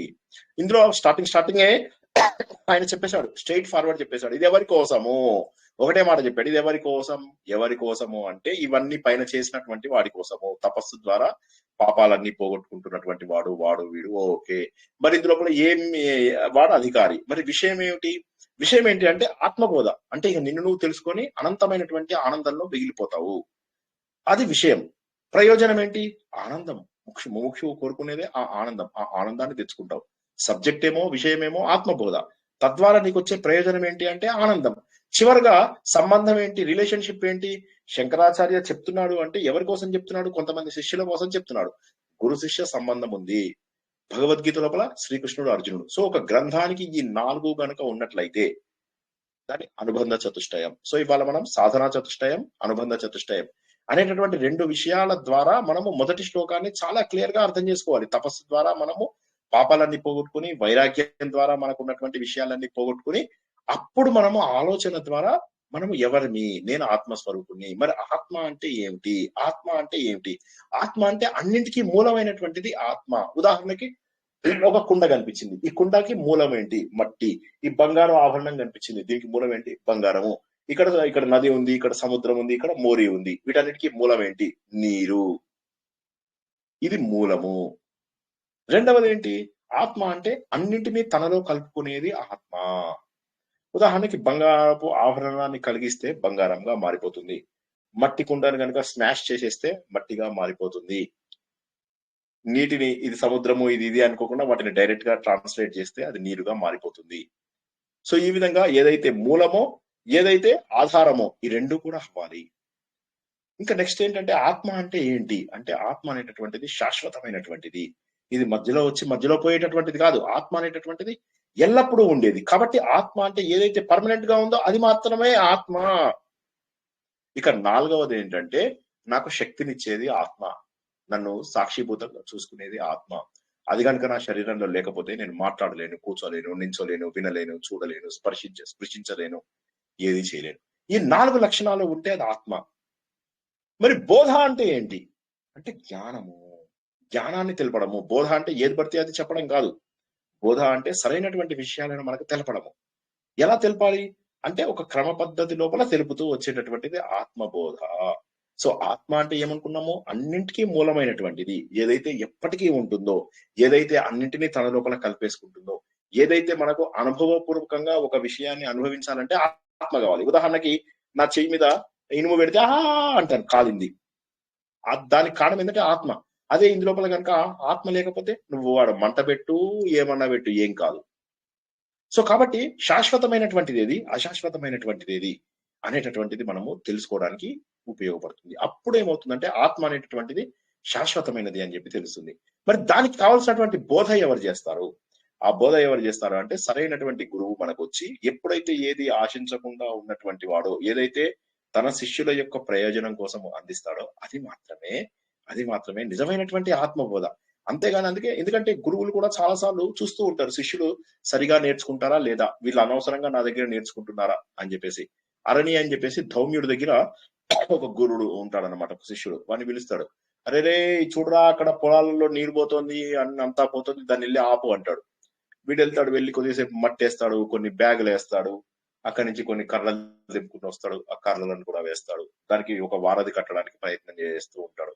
అలా ఎంతో చేస్తాడు. ఉన్నటువంటిది కొద్ది ప్లేసే, ఆ కొద్ది ప్లేసే గండి పడ్డట్టుగా అవుతుంది, పొలంలోకి నీళ్ళు వచ్చేస్తున్నాయి. ఎలాగ ఇప్పుడు ఏం చేయాలి? చివరికి ఏం చేస్తాడంటే గురువు గారి మాట తను వినడం కోసమని దానికి అడ్డంగా పడుకుంటాడు. గురువు గారు వెతుక్కుంటూ వస్తారు, ఏడి ఏడి ఏడి ఏడి అని చెప్పి చెప్తాడు. చెప్పిన తర్వాత అప్పుడు చూస్తాడు అనమాట. దాన్ని చూసి ఎస్ గురువు అప్పుడు గుర్తుతాడు, వీడికి నేను బోధించేటటువంటి అవకాశం ఉంది, ఇలాంటి వాడికి నేను ఖచ్చితంగా బోధించాలి. అలాగే ఇంకొక శిష్యుడు ఉంటాడు, ఆయనది ఈ ధౌమ్యుడి దగ్గర ఇంకో శిష్యుడు ఉంటాడు, ఉపమన్యుడు అని. ఆ ఉపమన్యుడు అనే శిష్యుడికి చెప్తాడు, ఈ రోజు నుంచి నువ్వు పాలు తాగొద్దు అంటాడు. సో ఇప్పుడు ఏమవుతుంది, పాలు తాగొద్దు అనేసరికి ఇక ఆవులకు మేత పెట్టినప్పుడు కొద్దిగా ఎంతో కొంత తాగేస్తూ ఉంటారు వీళ్ళు, వాడికి చాలా ఇష్టం అన్నమాట పాలు తాగడం. సో వాడేం చేస్తాడు, అది తప్పుకోలేడు, వాడికి ఆకలేస్తుంది, దాహం అనిపిస్తుంటుంది, ఆకలేస్తూ ఉంటుంది, దాన్ని చూస్తూ అలా ఉంటాడు. మొదట్లో 1-2 సార్లు వైలేషన్ చేస్తాడు, అయినప్పటికీ కూడా గురువు గారు ఏమన్నారు. తర్వాత నిజంగా దాన్ని నిగ్రహించుకుని కొన్నాళ్ళకు అది తాగకుండా బయటికి వస్తాడు. అప్పుడు గురువు గారు చాలా చాలా చాలా సంతోషపడతారు. అంటే ఏంటి, సరైనటువంటి ఇంద్రియ నిగ్రహం చేసుకున్నాడా లేదా, సరైనటువంటి తపన ఉన్నదా లేదా ఒక వ్యక్తి లోపల, ఇవన్నీ కూడా అర్హతలు. ఈ జ్ఞాన బోధకి ఏంటంటే శ్రద్ధ ఉండాలి, మన సరైనటువంటి గౌరవం ఉండాలి, ఆజ్ఞను పరిపాలించేటటువంటిది ఉండాలి. ఇటువంటి వాళ్ళు ఎవరు అవుతారు అంటే గొప్ప వేదవేత్తులు అవుతారు, గొప్ప దీక్షావంతులు అవుతారు, మహానుభావులు అయ్యేటటువంటి అవకాశం ఉంది. ఇవన్నీ కూడా మనకు కావాలి. సో ఏమైతుందంటే ఇట్లాంటి వాటి లోపల ఉన్నటువంటి వ్యక్తులు మాత్రము ఆత్మబోధని అర్థం చేసుకోవడానికి అవకాశం ఉన్నది. సరే, మరి అదే 2వ శ్లోకంలోకి వచ్చేస్తాం. 2వ శ్లోకం లోపల మనకేం చెప్తున్నాడు, మరి ఇది ఆత్మబోధ ఎవరికి చెప్తున్నావో వాళ్ళకి చెప్తున్నావు, కానీ మరి ఎవరు దీనికి అర్హులు, మరి ఏం జరుగుతుంది తర్వాత, ఏం జరుగుతుంది అంటే ఇప్పుడు నేను నెక్స్ట్ చేయవలసినటువంటి అవసరం ఏంటి అనేటప్పుడు ఆయన అంటాడు, ఆత్మబోధ ఎలా తెలుస్తుందో తెలుసా నీకు, బోధోన్య సాధనేభ్యో హి సాక్షాన్ మోక్షైకై సాధనం పాకస్య వహ్నివత్ జ్ఞానం వినా మోక్షో నసిద్ధ్యత్. అంటే ఏమంటున్నాడు ఇక్కడ, ఆత్మ అనేటటువంటిది ఏదైతే ఉన్నదో ఈ ఆత్మ బోధ అనేటటువంటి దాన్ని చాలా బాగా అర్థం చేసుకోవయ్యా. ఇందాక మనం ఏమనుకున్నాము, ఈ పుస్తకం ఎవరి కోసము అనేటటువంటిది తెలుసుకున్నాం, చక్కగా అర్థమైపోయింది, మనకు తెలుసుకున్నాం, వెరీ గుడ్. కానీ ఇందులోపల అన్నిటికంటే గొప్పదైనది ఏంటంటే ఆత్మబోధ అన్నిటికంటే గొప్పది అని 2వ శ్లోకం చెప్తుంది. మిగతా అన్నిటి లోపలికి కూడా జ్ఞానం రావడం గొప్పది. ఉదాహరణకు ఆయన ఏమంటున్నాడు ఇక్కడ ఈ శ్లోకం నుంచి చాలా శ్లోకాలకు ఎగ్జాంపుల్స్ ఇస్తాడు. వంట చేయడానికి ఏమేం కావాలి? వంట చేయడానికి ఒక గ్యాస్ స్టవ్ కావాలి, కత్తి కావాలి, తర్వాత బోర్డు కావాలి, తర్వాత కూరగాయలు కావాలి, తర్వాత వస్తువులన్నీ రకరకాల వస్తువులన్నీ కావాలి. ఓకే, పసుపు రావాలి, కుంకుమ రావాలి, తర్వాత ఇవన్నీ ఉంటాయి కదా. ఇవన్నీ వస్తువులు పెట్టావు. పెట్టిన తర్వాత వీటన్నిటికంటే ముఖ్యమైనటువంటిది ఏదండి?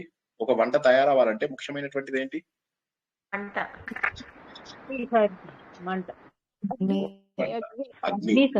అగ్ని కావాలి. ఇవన్నీ ఉన్నాయి. ఇవన్నీ అవసరమా లేదా చెప్పండి? హలో, ఇవన్నీ ఉన్నాయి, అవసరమా లేదా? అన్ని అవసరం. అన్ని అవసరం సార్, కానీ అగ్ని లేనిది ఏది చేయలేదు. అది అంటే ఇక్కడ ఏముంటాయంటే అన్ని ఉన్నాయి. అగ్ని ఉంటే కూడా వేస్టే కదా సార్, అన్ని ఉంటేనే అవుతుంది. అన్ని ఉంటేనే అవుతుంది. కానీ వీటన్నిటిలోకి ఏది ఇంపార్టెంట్? సో కాబట్టి అన్ని ఉండాల్సిందే, తప్పదు. మన జీవితంలో అన్ని ఉండాల్సిందే. కానీ అన్నిటికంటే ముఖ్యమైనటువంటిది ఏదైతే ఉండాలో అది ఉన్నప్పుడు ఏమవుతుందంటే సరైనటువంటి వంట కుదురుతుంది. అన్ని కట్ చేసాము, అన్ని చేసాము, అన్ని. అందుకోసం ఈయన ఏంటాడు, ఇతర అన్ని సాధనాల కంటే కూడా ఖచ్చితంగా డైరెక్ట్ గా సాక్షాత్తుగా మోక్ష ఏక సాధనం, మోక్షానికి ఒకటైనటువంటి సాధనము. ఏ విధంగానైతే పాకం యొక్క వహ్నివత్, అగ్నిలాగా. వత్ అంటే మనం తెలుసుకున్నాం, ఇవా అన్నటువంటి దాన్ని ఒకసారి తెలుసుకుందాం. మనం ఉపమా అలంకారం లోపల ఒకసారి తెలుసుకుందాం. సో వహ్నివత్, వహ్ని అంటే అగ్ని. అగ్నిలాగా ఏదైతే అన్నింటికీ మూలమైతుందో, జ్ఞానం వినా మోక్ష న సిద్ధ్యతి. జ్ఞానం లేకుండా మోక్ష న సిద్ధ్యతి, మోక్షం అనేటటువంటిది సిద్ధించదు. ఇప్పుడు ఇక్కడ మనం వద్దాం, అన్ని అవసరమే. ఇప్పుడు మీరు అన్ని అవసరమే, జీవితంలో ఏది అవసరం లేదో అన్నాను అనుకోండి, అంటే మీరు ఇప్పుడు మధ్యాహ్నము మీరు అన్ని తెలిసిపోయింది, ఆత్మ ఏదో అనాత్మ ఏదో తెలిసిపోయింది ఇప్పుడు మీ అందరికి. సో ఇప్పుడు అన్నం తినకుండా కూర్చున్న వాళ్ళు ఎంతమంది అండి? ప్రవచనం కోసం ఇవాళ సార్ ప్రవచనం ఉంది, అన్నం తినకుండా కూర్చుందాం అనుకున్న వాళ్ళు ఎంతమంది అండి? నా ప్రవచనం కోసం అన్నం మానేసిన వాళ్ళు ఎంతమంది?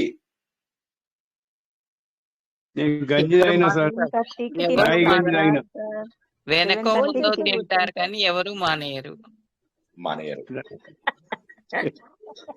సో కానీ ఆ విధంగా మనకి ఇక్కడ తెలుసుకోవాల్సినటువంటి విషయం ఏంటి అంటే, ఇవన్నీ చెయ్యకూడదు అని కాదు, వీటన్నిటికంటే కూడా ముఖ్యం. అన్నం తినడం ముఖ్యమే శరీర సాధన కోసం అని చెప్పేసి, ఇలా చిన్నవన్నీ ముఖ్యమైనప్పటికీ కూడా వీటన్నిటి లోపల జ్ఞానము. ఉదాహరణకు ఆఫీస్కి వెళ్ళడం ముఖ్యమా కదా? ముఖ్యమే. అదే విధంగా నువ్వు వేరే ఫ్రెండ్స్ తోని మాట్లాడడం ముఖ్యమా? ముఖ్యమే. వాళ్ళందరికీ ఫోన్లు చేసి 20 ఫోన్ కాల్స్ రోజు చేయడం ముఖ్యమేనా? కాదు. ముఖ్యమే. లేకపోతే చాడీలు ఎవరి మీద చెప్తాం? ఏం మాట్లాడతారండి మీరు? చాడీలు ఎవరి మీద చెప్తాం? భలే చెప్తారు. చాడీ చెప్పుకోవద్దా? సో కాబట్టి ఏది ముఖ్యం? మిగతా పనులన్నీ చెయ్యకూడదు అని చెప్పారు. మోక్ష సాధన లోపల ముక్కు మూసుకొని తపస్సు చెయ్యి అని చెప్పడం లేదు. మిగతావన్నీ ముఖ్యమైనటువంటివే, ప్రతి పని ముఖ్యమైనటువంటిదే. బోధ అంటే ఇక్కడ బోధ అనే దానికి మీనింగ్ మనం ఏమని తెలుసుకున్నాము ఇందాక? జ్ఞానము అని చెప్పి తెలుసుకున్నాం. బోధ అంటే బోధన అని అనుకోకండి, టీచింగ్ అని కాదు. ఇక్కడ బోధన అంటే నాలెడ్జ్ ని మనకి ఆత్మబోధ అంటే ఏంటంటే ఆత్మకు సంబంధించినటువంటి జ్ఞానము. జ్ఞానం అంటే ఏంటి? ఉదాహరణకు నేను కంప్యూటర్ ముందు కూర్చున్నాను. కంప్యూటర్ ఎలా ఆన్ చేయాలో తెలుసు, టెలిగ్రామ్ ఎలా ఆన్ చేయాలో తెలుసు, ఇందులోపల ఎవరితో ఎలా మాట్లాడాలో తెలుసు. ఇది కంప్యూటర్ జ్ఞానము అంటారు. ఓకేనా? నాకు అలాగే సెల్ ఫోన్ వాడడం తెలుసు, కానీ నా స్టూడెంట్స్ అంతా కాకపోయినా నాకు కొంత తెలుసు. సో అప్పుడు ఏమవుతుంది? అది సెల్ ఫోన్ జ్ఞానము అంటారు. వంట చేస్తే వంట జ్ఞానము అంటారు. కానీ మనం ఈ చాప్టర్ మొత్తంలో జ్ఞానము అంటే ఒకటి ఏంటంటే ఆత్మస్వరూపాన్ని తెలుసుకోవడం. సింపుల్. అదే బోధ. ఇందులో తెలుసుకునేదంతా కూడా మనకు ఆత్మకు సంబంధించిన బోధన మాత్రమే. It is not any teaching. ఆత్మ టీచింగ్ మాత్రమే. ఇందులో మనం నేర్చుకునేది కేవలం ఆత్మ టీచింగ్ మాత్రమే. అన్య సాధనేభ్య అంటే వేరే సాధనాల కంటే కూడా, వేద సాధనాల నుండి, వేద సాధనాల కంటే గ్యారంటీగా సాక్షాత్తుగా మోక్షైక సాధనం, మోక్ష ఏక సాధనం, మోక్షానికి ఒకటే సాధనము. ఎలాగా? పాకస్య వంటకు, వహ్నివత్ అగ్నివలే. వంటకు అగ్ని అన్నిటికంటే కూడా మూలము. అగ్ని మిగతావన్నీ కూడా అవసరమే. ఇందాక మనం అనుకున్నాం అన్ని అవసరమే అగ్నికి. అదే విధంగా ఇక్కడ మనం ఏం తెలుసుకుంటున్నాం అంటే ఏ విధంగా వంటకు అన్ని అవసరమై అగ్ని అన్నిటికంటే ముఖ్యమైనటువంటిదో. అగ్ని ఉన్నప్పుడు ఏమవుతుంది, ఒక వంట లేకపోయినా నడుస్తుంది. మా ఫ్రెండ్ వాడు ఉండేవాడు, వాడికి వంట రాదు. వాడు ఏమనేవాడు, Vasu today I will prepare palak paneer అనేవాడు. అంటే ఓకే అనేవాడు. వాడికి అది వచ్చేమో అనుకున్నాను, నాకేం తెలుసు. వాడు బుక్ తీస్తాడు, తమిళ్ బుక్ కూడా తీసేవాడు. తీసి అందులో కూడా పాలక్ అంటాడు, చూస్తాడు పాలక్ దాని పేరు, వాడికి అటు ఇటు వెతుకుతాడు, పాలక్ లేదు, చిన్న కొద్దిగా ఆలుగడ్డ వేస్తాడు. పన్నీర్ అంటాడు, పన్నీర్ కు చూస్తాడు వాడు, పన్నీర్ కనిపించిందా సరే, లేకపోతే కొంత ఆలుగడ్డ తీసి మళ్ళీ అందులో వేస్తాడు. నెక్స్ట్ పుట్ హల్దీ, ఓకే పసుపు తీసి కొద్దిగా వేస్తాడు. పుట్ కుంకుమ, కొద్దిగా కుంకుమ తీసేస్తాడు అందులోపల. ఇట్లా పుట్ సమ్ సాల్ట్ వేస్తాడు. ఫ్రై ఇట్ ప్రాపర్లీ, బాగా ఫ్రై చేస్తాడు. చేసిన కొద్దిగా pour some water in it, నీళ్లు పోస్తాడు, నీళ్ళ లోపల దాన్ని ఫ్రై చేస్తాడు. చేసి ఇలా చేసి అల్టిమేట్ గా వాడు వంట చేస్తాడు. వంట చేయడానికి కారణం ఏంటంటే అందులోపల ఇంగ్రీడియంట్స్ సరిగా లేవు, ముక్కలు కట్ చేయడం అవి కూడా సరిగా లేవు. కానీ కేవలం వేడి చేసుకోవడం వల్ల బాగా తినేయగలిగాడు. అంటే వేడి అనేటటువంటిది అంత ముఖ్యం. అంత అన్నిటికంటే కూడా వేడి చేయడం అనేటటువంటిది ముఖ్యం. వంటకి వేడి చేయడమే ఇంపార్టెంట్. నువ్వు వంటలో మిగతా ఐటమ్స్ ఉన్నాయా లేదా అంటే అన్ని ఐటమ్స్ అవసరమే, కానీ అన్ని ఐటమ్స్ లేకపోయినా నడుస్తాయి కొన్ని. కానీ ఇక్కడ మంట లేనిది నడవదు. వాడేమంటాడు ఒక సినిమా లోపల, ఒరే నువ్వు ఇలా తింటూ ఉంటే అమెరికా సంయుక్త రాష్ట్రాలకి ఇంకా వాళ్ళు మొత్తం నిన్ను ఒక సెపరేట్ మాన్యుమెంట్ లాగా పెట్టుకుని పోషించాల్సిందే, కానీ నేను పోషించలేదా. వాడు ఏమైంది, ఇక్కడ నేను ఒక బియ్యం తెచ్చాను, ఒక 15 కిలోలు ఏమైందిరా అంటాడు. అనగానే తినేసాను నాన్న, ఆకలేసింది తినేసాను అంటాడు. 15 కిలోల బియ్యం తినేసావురా నువ్వు, నా వల్ల కాదురా, నేను చచ్చిపోతాను, నువ్వు ఒక పని చేయి నాన్న, నాకు ఇంకా ఓపిక లేదురా, నేను బతికే ఓపిక లేదు, నేను ఒక పని చేయి, నన్ను ఈ స్టవ్ మీద పడుకోబెట్టేసేయి, పడుకోబెట్టి బాగా వేడెక్కి బాగా మాగిన తర్వాత కాస్త ఉప్పేసుకుని నువ్వు తినేసేయి నాన్న అంటాడు. అనగానే ఇట్లా వాడేం మాట్లాడు, ఏమిటా ఏం మాట్లాడవేంటి అంటాడు. ఉప్పు డబ్బా ఎక్కడుంది నాన్న అని అడుగుతాడు. పడమటి సంధ్యారాగం పడమటి సంధ్యారాగంలో అండి. సంధ్యారాగం సార్, అది పడమటి పడమటి సంధ్యారాగం. సంధ్యారాగంలో అండి. పడమటి సంధ్యారాగం. సో ఇక్కడ ఇది అందరికి బాగాలేదు. భలే గుర్తొచ్చింది నాకు, సడన్ గా అది గుర్తొచ్చింది. ఏమిటో మీతో ప్రొఫెసర్ చెప్తుంటే నా లోపల ఏమంటాడు ఎప్పటికో జ్ఞాపకం వచ్చేస్తున్నాయి. సో ఇక్కడ ఏమైతుంది, అల్టిమేట్ గా వాడిని కూడా కాల్చుకొని తినేయచ్చు. అంటే వేడి అనేటటువంటిది అన్నిటికంటే ముఖ్యమైనటువంటిది. అక్కడ వేడి చేస్తే చాలు, కొద్దిగా వేడి చేస్తే కొన్ని తినేసేయడమే, పచ్చిగా తినలేం, పశువులు తింటాయి ఇదిగా, కానీ మనుషులకు మాత్రం అది కావాలి. అంటే ఇక్కడ ఏమైతుందంటే అన్ని మార్గాలు చాలా ఉన్నాయి, సాధనాలు. ఆ సాధనాలు అన్నిటి లోపల కూడా మోక్షానికి డైరెక్ట్ మార్గం మాత్రం జ్ఞానమే. నై జ్ఞానేన పవిత్రం సదృశం అని అంటాడు మనకు భగవంతుడు. జ్ఞానాగ్ని దగ్ధ కర్మాణం అని చెప్పేసి అంటాడు. ఇవన్నీ కూడా ఏం చెప్తారు అంటే జ్ఞానం ఒక్కటే వేరే మార్గం. సార్ జ్ఞానం కాదు, ఇప్పుడు మేము ఏదో కర్మ చేస్తాం, మంచి కర్మలు చేస్తే ఏమవుతుంది, మంచి జన్మ వస్తుంది. వచ్చినప్పుడు ఏమవుతుంది, ఈ జన్మ లోపల మనము మంచిగా వచ్చినటువంటి జన్మలో, పుణ్యంతో వచ్చినటువంటి జన్మలో మనం మరిన్ని పాపాలు చేసి మరింత ఘోరంగా అయిపోవడానికి అవకాశం ఉంది. సో మనకు పుణ్యం అనేటటువంటిది మనకు సరే పుణ్యం చేసుకోవాలి అని ఇప్పుడు అనుకోకండి. పాపం చేసే బదులు పుణ్యం చేయడం మంచిది, అంతవరకు ఓకే. కానీ పుణ్యం చేయాలి జీవితంలో, నేను ఏం చేయాలి అంటే పుణ్యం చేయాలి అని అనుకోకండి. సారీ, నేను చెప్తున్నది అర్థమవుతుందో కాదో తెలియదు, మళ్ళీ ఒకసారి చెప్తా. పాపం చేయాలి, పుణ్యం చేయాలి, రెండు చేయకూడదు. ఈ 3 ఉన్నాయి మనకు చాయిస్. అర్థం కాని వాళ్ళు ఒకసారి అడుగుతారా, ఏమున్నాయండి 3 ఆప్షన్స్? పాపం చేయాలి, పుణ్యం చేయాలి, ఏది చేయకూడదు. ఏది చేయకూడదు కాదు, పాపము పుణ్యము రాకుండా కాపాడుకోవాలి. ఓకేనా, ఇలా అనుకుందాం. ఇప్పుడు పాపం చేయాలి, ఫలితం భగవంతుడికే వదిలేయాలి సార్, కర్మ ఒకటే మనం చేయాలి. అవును. సో ఇక్కడ ఇప్పుడు పాపం వచ్చింది అనుకోండి, పాపం చేస్తే మనకేమవుతుంది, ఘోరమైనటువంటి కర్మలు మనం అనుభవించాల్సి వస్తుంది. మళ్ళీ అంటే చెడు పనులు చేసాము అంటే ఘోరమైనటువంటి కష్టాలు అనుభవించాల్సి వస్తుంది. పుణ్యం చేసుకున్నాము అంటే సుఖపడేటటువంటి అవకాశం ఉంది. ఈ జన్మలో కాకపోతే వచ్చే జన్మలో, వచ్చే జన్మలో కాకపోతే ఆ వచ్చే జన్మలో, లేదా 100 జన్మల తర్వాత వడ్డీతో సహా మనకు ఆ పుణ్యం వచ్చి తీరుతుంది. ఓకే, రెండో మార్గం. మూడవది ఏంటంటే పాపము పుణ్యము మనకు అతుక్కోని విషయం. అయితే పుణ్యం ఎందుకు చేయొద్దంటున్నాను, ఎందుకంటే పుణ్యం చేస్తే ఏమవుతుందంటే మంచి జన్మ వస్తుంది. వచ్చేది కలెక్టర్ గా పుడతాను, వచ్చే జన్మలో పుట్టేం చేస్తాను, నా ఆఫీస్కి వచ్చిన వాళ్ళందరి మీద పొగరు చూపిస్తాను. బయట నిలబడు, ఇటు నిలబడు, అటు నిలబడు. కలకత్తాలో ఏం చేశారు వాళ్ళు, మెస్సీ వచ్చినప్పుడు ఏం చేశారు, మొన్న అందరూ పొలిటీషియన్స్, ఈ బ్యూరోక్రాట్స్ అందరూ వచ్చేసేసి చుట్టుముట్టేశారు. ఎవరైతే వేల రూపాయలు డబ్బులు ఇచ్చారో వాళ్ళకి ఎవరికి కూడా మెస్సీని చూసే అవకాశం కూడా లేదు. మరి 70 అడుగుల విగ్రహం పెట్టారు. ఇంత పాపం పిచ్చిగా చేస్తే అతనికి వీళ్ళందరికీ దొరికింది అని 10,000 20,000 టికెట్లు పెట్టుకుని వచ్చిన వాళ్ళకి ఏం దొరికింది? ఏం దొరకల. కనీసం 10 నిమిషాలు కూడా లేడు వాడు స్టేడియంలో. స్టేడియం అంతా నాశనం చేసి పడేశారు జనాలు. ఎందుకని ఈ బ్యూరోక్రాట్స్ ఎవరైతే ఉన్నారో ఈ ఐఏఎస్ వీళ్ళందరినీ పడుకోబెట్టి నిలబెట్టి కాల్ చేసేయాలి వీళ్ళని. ఎందుకని వాళ్ళు ఏం చేస్తుంటారు? 10 మందికి దొరికేది వాళ్ళొక్కళ్ళు వాడేసుకుంటున్నారు. ఉద్యోగం ద్వారా నాకు హక్కు దొరికింది అన్నప్పుడు ఏం చేస్తున్నారు అంటే జనాలని బాధ పెట్టడానికే ప్రయత్నం చేస్తున్నారు తప్ప జనాలకి మనము జనాలకు సేవ చేయడానికి ఇక్కడ ఉన్నాము అనుకోము. మనం ఠాగూర్ సినిమా చూసినప్పుడు అనుకుంటాం, ఓకే మీరు ప్రజలకు హక్కు లంచం ఇవ్వకండి అని చెప్తాడు. మనం అంటే అరే నిజమే కదా అనుకుంటాం. బయటకు వచ్చిన తర్వాత ఆ సినిమా చూస్తున్నాడే లంచం తీసుకుంటాడు.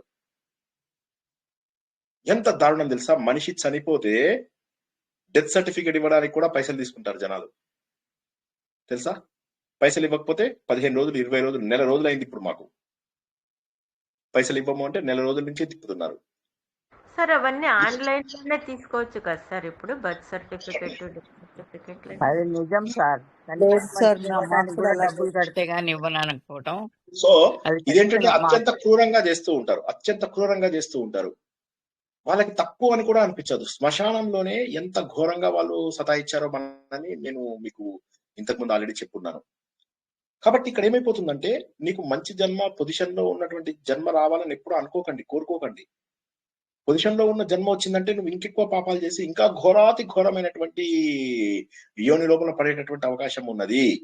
నీచ యోనులలో వేస్తాను అని చెప్పి భగవంతుడు మనకు చెప్పాడు. కాబట్టి మనం ఆ స్థాయికి వెళ్ళాలా ఒకసారి ఆలోచించండి. సో మనం ఆ స్థాయికి వెళ్ళకూడదు అంటే పాపాలు వద్దు, పుణ్యాలు వద్దు. పాపాలు పుణ్యాలకు ఈక్వలెంట్ ఫలితాలు మనకు వద్దు. మనకేం కావాలి అంటే జ్ఞానము మాత్రం కావాలి. జ్ఞానం అంటే ఏంటి? నేను ఆత్మస్వరూపుడని అని అంటే నువ్వు ఆత్మస్వరూపుడవి కొత్తగా అయ్యావా? నువ్వు ఆల్రెడీ ఆత్మస్వరూపుడవై ఉన్నావా? మరి అలాంటప్పుడు కొత్తగా ఏం చేయాలి? ఇప్పుడు సత్యంని పట్టుకునే అసత్యం ఉంటుంది అని నేను ఉపదేశ సారంలో చెప్పాను. మీరు అందరూ గుర్తుందో లేదో నాకు తెలియదు.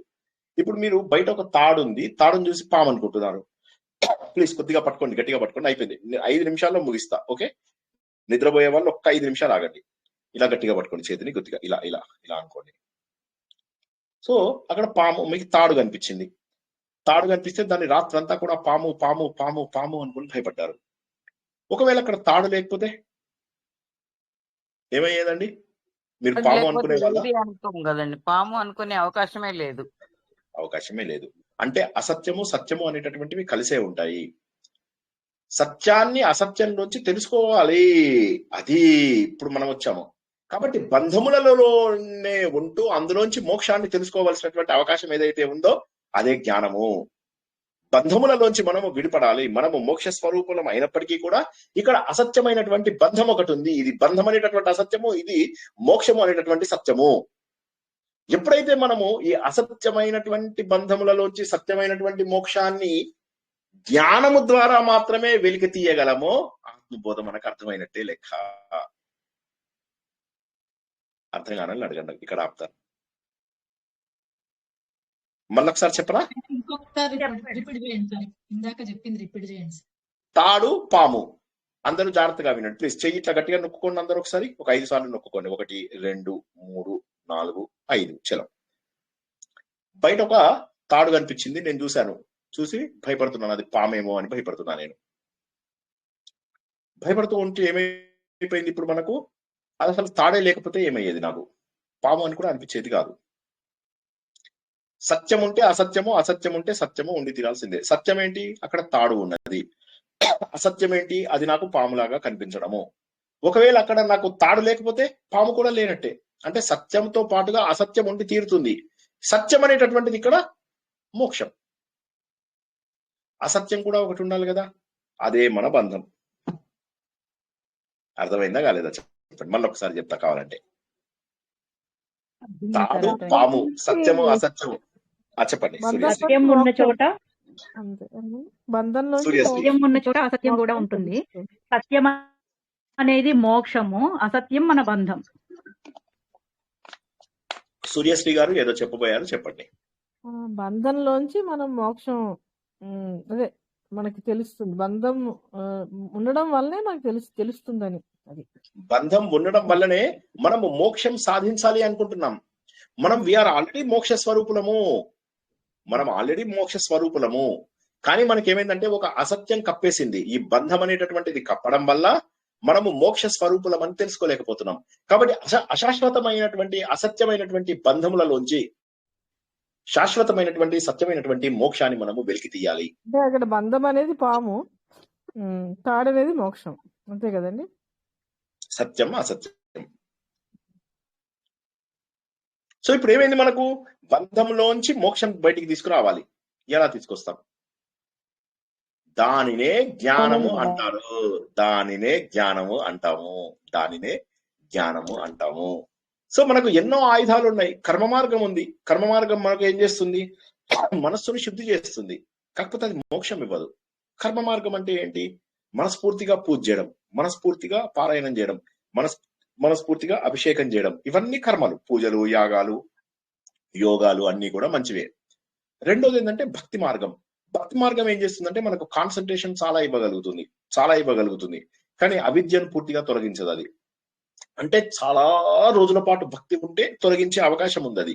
కానీ మనలో ఉన్న అవిద్య లేదా అజ్ఞానము లేదా మూర్ఖత్వము ఏదైతే ఉందో దానిని పూర్తిగా తొలగించేటటువంటి అవకాశము మనకు భక్తి ద్వారా లేదు. సో కర్మ కూడా మనకు పూర్తిగా మనను మోక్షం వైపుకు తీసుకెళ్లదు. భక్తి కూడా మనకు పూర్తిగా మోక్షం వైపుకు తీసుకెళ్లదు. మెడిటేషన్, ధ్యానము మనల్ని స్టేబుల్ గా ఉంచగలుగుతుంది ధ్యానం చేసినంత వరకు. కానీ అది మనను డైరెక్ట్ గా మోక్షానికి తీసుకెళ్లలేదు. అదేంటి సార్, చాలా మంది మెడిటేషన్ చేస్తే చాలు మోక్షానికి మెడిటేషన్ చేస్తే మోక్షానికి వెళ్ళవు. మెడిటేషన్ లోపల సమాధి స్థాయికి వెళ్తేనే మోక్షానికి వెళ్తావు. అంతకుముందు నువ్వు చేయవలసిన మనోలయం చెప్పారు కదా సార్. అదే. సో ఆ మనో నాశనం కావాలి అంటే జ్ఞానం కావాల్సిందే. మనోలయం మాత్రమే మెడిటేషన్, ధ్యానం అందిస్తుంది. కాబట్టి మనకున్నటువంటివి 4 మార్గాలు: కర్మ మార్గము, భక్తి మార్గము, రాజ మార్గము లేదా ధ్యాన మార్గము, ఫైనల్ గా జ్ఞాన మార్గము. ఈ 4 మార్గాలు ఉన్నప్పటికీ కూడా కేవలము జ్ఞానము అనేటటువంటి మార్గము మాత్రమే మనకు మోక్షం ఇచ్చేటటువంటి అవకాశం ఉంది. మిగతా మార్గాలన్నీ కూడా మనకు కొంత సహాయపడతాయి. ఏ విధంగానైతే కూరలు మనకు ఉపయోగపడతాయో, ఉప్పు ఉపయోగపడతాయో, అదే విధంగా కర్మ ఉపయోగపడుతుంది, భక్తి ఉపయోగపడుతుంది, రాజయోగం కూడా ఉపయోగపడుతుంది. కానీ అవి మనం డైరెక్ట్ గా మోక్షానికి తీసుకెళ్లలేవు. మోక్షం కావాలి అంటే నిప్పు కావాలి. ఆ మంటని జ్ఞానము అంటాము. అన్ని అవసరమే, కానీ అన్నిటికంటే ఎక్కువ అవసరమైనటువంటిది జ్ఞానము. కాబట్టి జ్ఞానం అనేటటువంటిది ఏం చేస్తుందంటే మన లోపల ఉన్నటువంటి అవిద్య అనేటటువంటి చీకటిని, తిమిరం ఏదైతే ఉంటుందో, అంతరాయ తిమిర ఉపశాంతయే ప్రతిరోజు మనం చదువుకుంటున్నాము. నా లోపల ఉన్నటువంటి అజ్ఞానం పోగొట్టు, అసతోమ సద్గమయ, తమసోమ జ్యోతిర్గమయ. నాలో అసత్యాన్ని నుంచి సత్యానికి తీసుకెళ్ళు, నాలో ఉన్నటువంటి తమస్సులోంచి నన్ను జ్యోతి వైపుకు తీసుకెళ్ళు. ఇదే హిందూ ధర్మ సారం. అర్థం చేసుకోండి. ఎవడు ఎన్నైనా చెప్పనియండి, మిమ్మల్ని ఎంత మోసం చేస్తున్నారో ప్రవచనకర్తలు, ఈ మఠాధిపతులు, పీఠాధిపతులు. అసలు సత్యం ఒకటే, ఏంటంటే జ్ఞాన మార్గంలో మాత్రమే నిజమైనటువంటి మోక్షం సాధించేటటువంటి అవకాశం ఉంది. మిగతా మార్గాలన్నీ నీకు ఉపయోగపడేవే, కానీ అవన్నీ కూడా నిన్ను అల్టిమేట్ గా మోక్షానికి తీసుకెళ్ళవు. కాబట్టి ఈ ప్రయాణానికి కావాల్సినటువంటిది ఏంటి అంటే ఆలోచన. చివరికి ఆలోచన తెచ్చుకునే అవకాశం మన దగ్గర ఉంది. కానీ మనం భక్తే సరిగా చేయనప్పుడు ఎక్కడి నుంచి వెళ్తాం? మెడిటేషనే సరిగా చేయనప్పుడు ఎక్కడి నుంచి వెళ్తాం? మనం కర్మలు సరిగ్గా చేయము, కోరికలతో చేస్తాం, ఎక్కడి నుంచి వెళ్తాం? ఒక్కసారి చెప్పండి. మనకి ఇక్కడ అవకాశం ఉందా?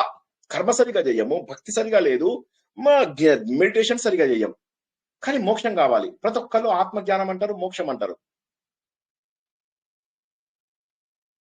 ఎక్కడి నుంచి వస్తుంది మరి? లేని జ్ఞానం, భక్తి కూడా అవసరమే కదా సార్. జ్ఞానం, ఒట్టి జ్ఞానం ఉంటే సరిపో కదా, దానికి తోడు భక్తి కూడా ఉండాలి కదా. ఇప్పుడు కుండలిని యాక్టివేట్ అయితే ఇది అవుతుంది అన్నారు కదా, సుషుమ్న నాడి ఓపెన్ అయ్యి కుండలిని కానీ వాళ్ళు యమ నియమాలు పాటించకుండా చేసేవాళ్ళు చాలా మంది చూసారు సార్. అంటే వాళ్ళు చాలా హై లెవెల్ ఆఫ్ మెడిటేషన్ చూశాను. కానీ నేనేమంటానంటే ఒకటే గుర్తుంచుకోండి, ప్రపంచంలో ఏది చేసినా జ్ఞానం లేనిదే మోక్షం రాదు. సింపుల్. మీరు హైయెస్ట్ లెవెల్ మెడిటేషన్ చేసినా కూడా అది మీకు జ్ఞాన మార్గంలోకి తీసుకెళ్లదు. అల్టిమేట్లీ అవి మీకు చిత్త నిశ్చలతకు, చిత్త శుద్ధి కోసము ఉపయోగపడతాయి. అల్టిమేట్ గా కావాల్సినది ఒకే ఒక్కటి, అది జ్ఞానము. అల్టిమేట్ గా కావాల్సింది ఏంటి? ఒకే ఒక్కటి, జ్ఞానము. ఆ జ్ఞానము రాకముందు ఇవన్నీ సహాయకాలు. ఇవన్నీ సహాయకాలు. కర్మ, భక్తి, ధ్యానము అనేటటువంటివి సహాయకాలు. ఇవన్నిటిని మనం ఉపయోగించుకుని జ్ఞాన మార్గంలోకి వెళ్ళవచ్చు. కానీ జ్ఞానం రాందే అది రాదు. అన్ని మార్గాలు, కర్మ, ధ్యానము, తర్వాత భక్తి, ఈ మూడు కూడా ఇలా దారులు అనుకోండి. ఇగో ఇదేమో ఇక్కడ ముందు భక్తి అంటారు కదా.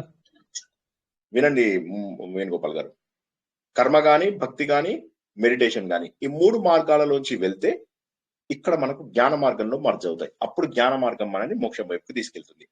కాబట్టి అన్ని కూడా జ్ఞానంలో పరిసమాప్తి అవ్వాలి అని భగవద్గీతలో ఎవ్వరు చదవలేదా? అన్ని జ్ఞానంలోనే పరిసమాప్తి కావాలి అని చెప్పి అర్థం చేసుకోలేదా మీరు భగవద్గీతలో? ఎందుకు ఇక మెమొరైజేషన్స్, ఎందుకు 3 ఏళ్ళు 4 ఏళ్ళు బట్టి కొట్టి వేస్ట్ చేస్తున్నారు జీవితంలో? బట్టి కొట్టడమేనా? ఇంకా ఒకసారి ఆలోచించండి, భగవద్గీతలో చెప్పలేదు ప్రతి ఒక్కటి కూడా జ్ఞానంలోనే పరిసమాప్తి అవుతుంది. కాబట్టి జ్ఞానం రావాలి అంటే ముందు ఈ మూడింటిని చేస్తే, ఏదో ఈ మూడింటిలో ఏది చేసినా కూడా ముందు ఈ మార్గానికి, జ్ఞాన మార్గానికి పట్టుకోవాలి. కానీ మనం కర్మ సరిగా చేయం. అంటే పూజలు పునస్కారాలు హడావిడిగా హంగుతో చేస్తాం, ఆర్భాటంతో చేస్తాం, పారాయణాలు, ఉపాసనలు, ఇవన్నీ. పోనీ అలా అని చెప్పేసి నాకు భక్తి ఉందా? భక్తి లేదు, ఏమీ లేదు. చిత్తము దేవుడి మీద, మనసేమో చెప్పుల మీద పోయింది. పోనీ ధ్యానం సరిగా చేస్తామా? ధ్యానం కుదరదు. మరి కుదరినప్పుడు జ్ఞానంలోకి ఎలా వస్తాము? ఈ మూడు ఉంటేనే, ఈ మూడు కూడా they will lead you to the జ్ఞానం. జ్ఞాన మార్గం వైపు అసలు ప్రవేశించేటటువంటి అవకాశమే లేదు. కాబట్టి ఇవన్నిటికంటే కూడా ముఖ్యం ఏంటంటే, వంట పాత్ర లోపల నువ్వు ఎన్ని వేసినప్పటికీ కూడా కింద అగ్ని అనేటటువంటిది కావాలి. ఆ అగ్ని అనేటటువంటిది మోస్ట్ ఎన్ని రకాల ధార్మిక ఆలోచనలు, సాధనలు ఉన్నప్పటికీ కూడా ఆత్మ జ్ఞానం అనేటటువంటిది లేనప్పుడు ఆ మోక్షం అనేటటువంటిది సిద్ధించరు. మోక్షము రావడానికి కేవలం జ్ఞానం ఒక్కటే మందు. కర్మలు మన మలినాలను తొలగిస్తాయి, ధ్యానం మన మనస్సుని ప్రశాంతత చేస్తుంది.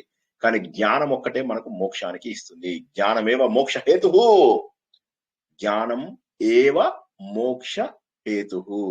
జ్ఞానము మాత్రమే మనకు మోక్షాన్ని ఇచ్చేటటువంటి అవకాశం ఉంది. ఇంకా మరి ఏది కూడా మనకు మోక్షాన్ని ఇవ్వడానికి అవకాశం లేదు. ఆత్మ సుఖము వీడి నీ ఆట కొరకు పాత్ర పోషణ చేసిది సూత్రధారి, విశ్రమించదని పాదం ఆశ్రయించి పరమ కరుణాంతరంగా. శ్రీ పాండురంగ. జై శ్రీకృష్ణ. సో అన్ని రకాల సంశయాలని మనం పోగొట్టుకున్నాం. ఎన్ని మార్గాలు ఉన్నప్పటికీ కూడా అల్టిమేట్ గా మనకు కావాల్సినటువంటిది జ్ఞాన మార్గము, విజ్డమ్.